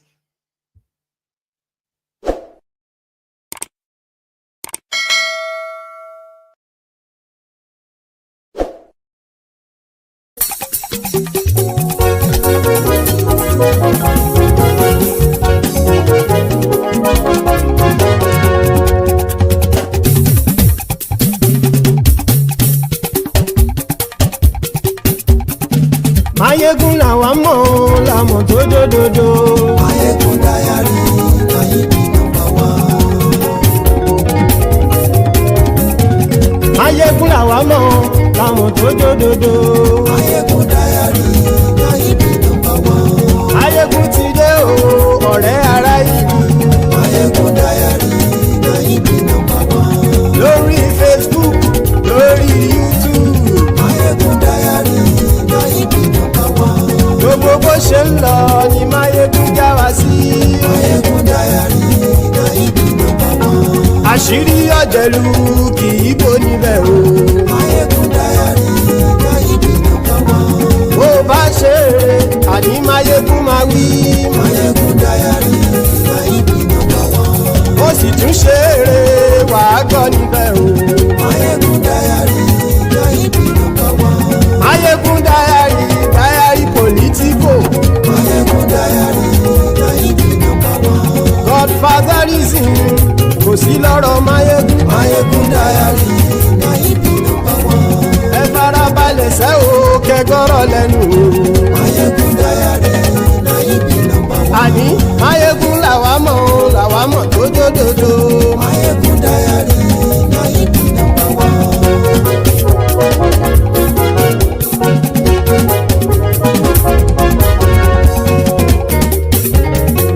Àní ẹ̀sùn ràkì. Mayegun ti dé. Mayegun ti dé. Ọ̀jẹ̀lú ẹ̀sùn ràkì. Mayegun ti dé. Àní ẹ̀sùn ràkì. Mayegun ti dé. Lórí Facebook. Mayegun ti dé.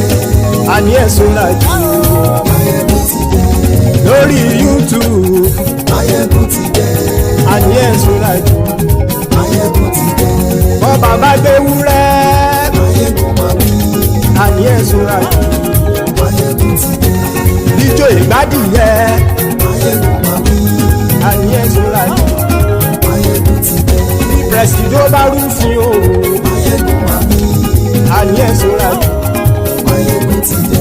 Bí gómìnà kówó jẹ. Mayegun máa wí. Àní ẹ̀sùn ràkì. Mayegun ti dé. Ọlọ́pàá ti ń darí bá. Mayegun máa wí. Àní ẹ̀sùn ràkì. Mayegun ti dé. Aṣòfin tí ń rúfin o. Mayegun máa wí. Àní ẹ̀sùn ràkì. Mayegun ti dé. Òpùrọ́ olóṣèlú. Mayegun máa wí. Àní ẹ̀sùn ràkì. Mayegun ti dé. Ọ̀jẹ̀lú ẹ̀sùn ràkì. Mayegun ti dé. Àní ẹ̀sùn ràkì. Mayegun ti dé.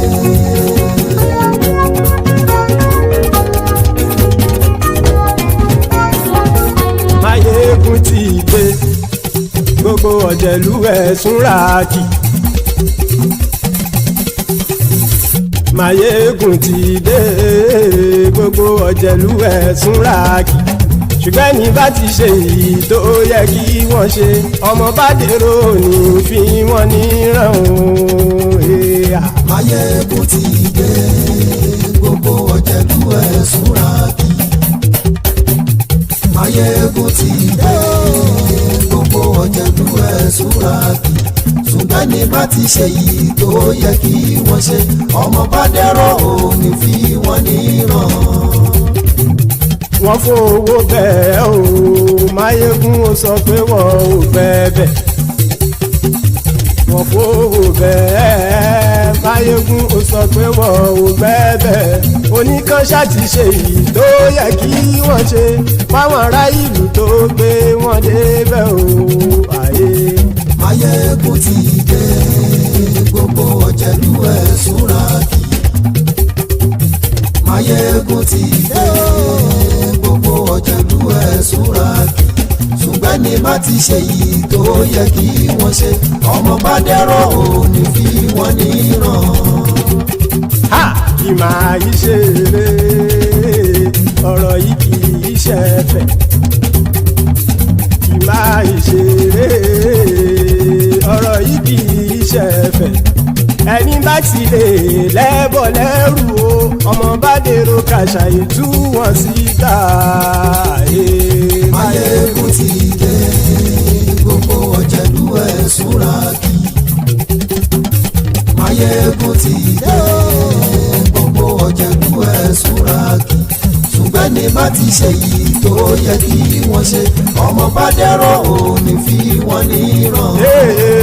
tẹnitẹni ọmọ Máyégún ọ̀rẹ́ ara ìlú mọ̀mọ́ ni mo fọlọ́run ṣọ́ ẹ̀ bá kìlẹ́bù lóòótọ́ olódodo ìlú ọ̀tá ìlú mọ̀mọ́ ni ìwọ ṣá máa ń ṣọ́ra kò sì mọ́ bẹ̀rù bọ́tà ń lè rí bóníṣègùn lé káwọn mọ̀mọ́ fi ṣera wọn ni ó ti dẹrùn tí wọn ò gbọ́dọ̀ sè mọ́bẹ̀.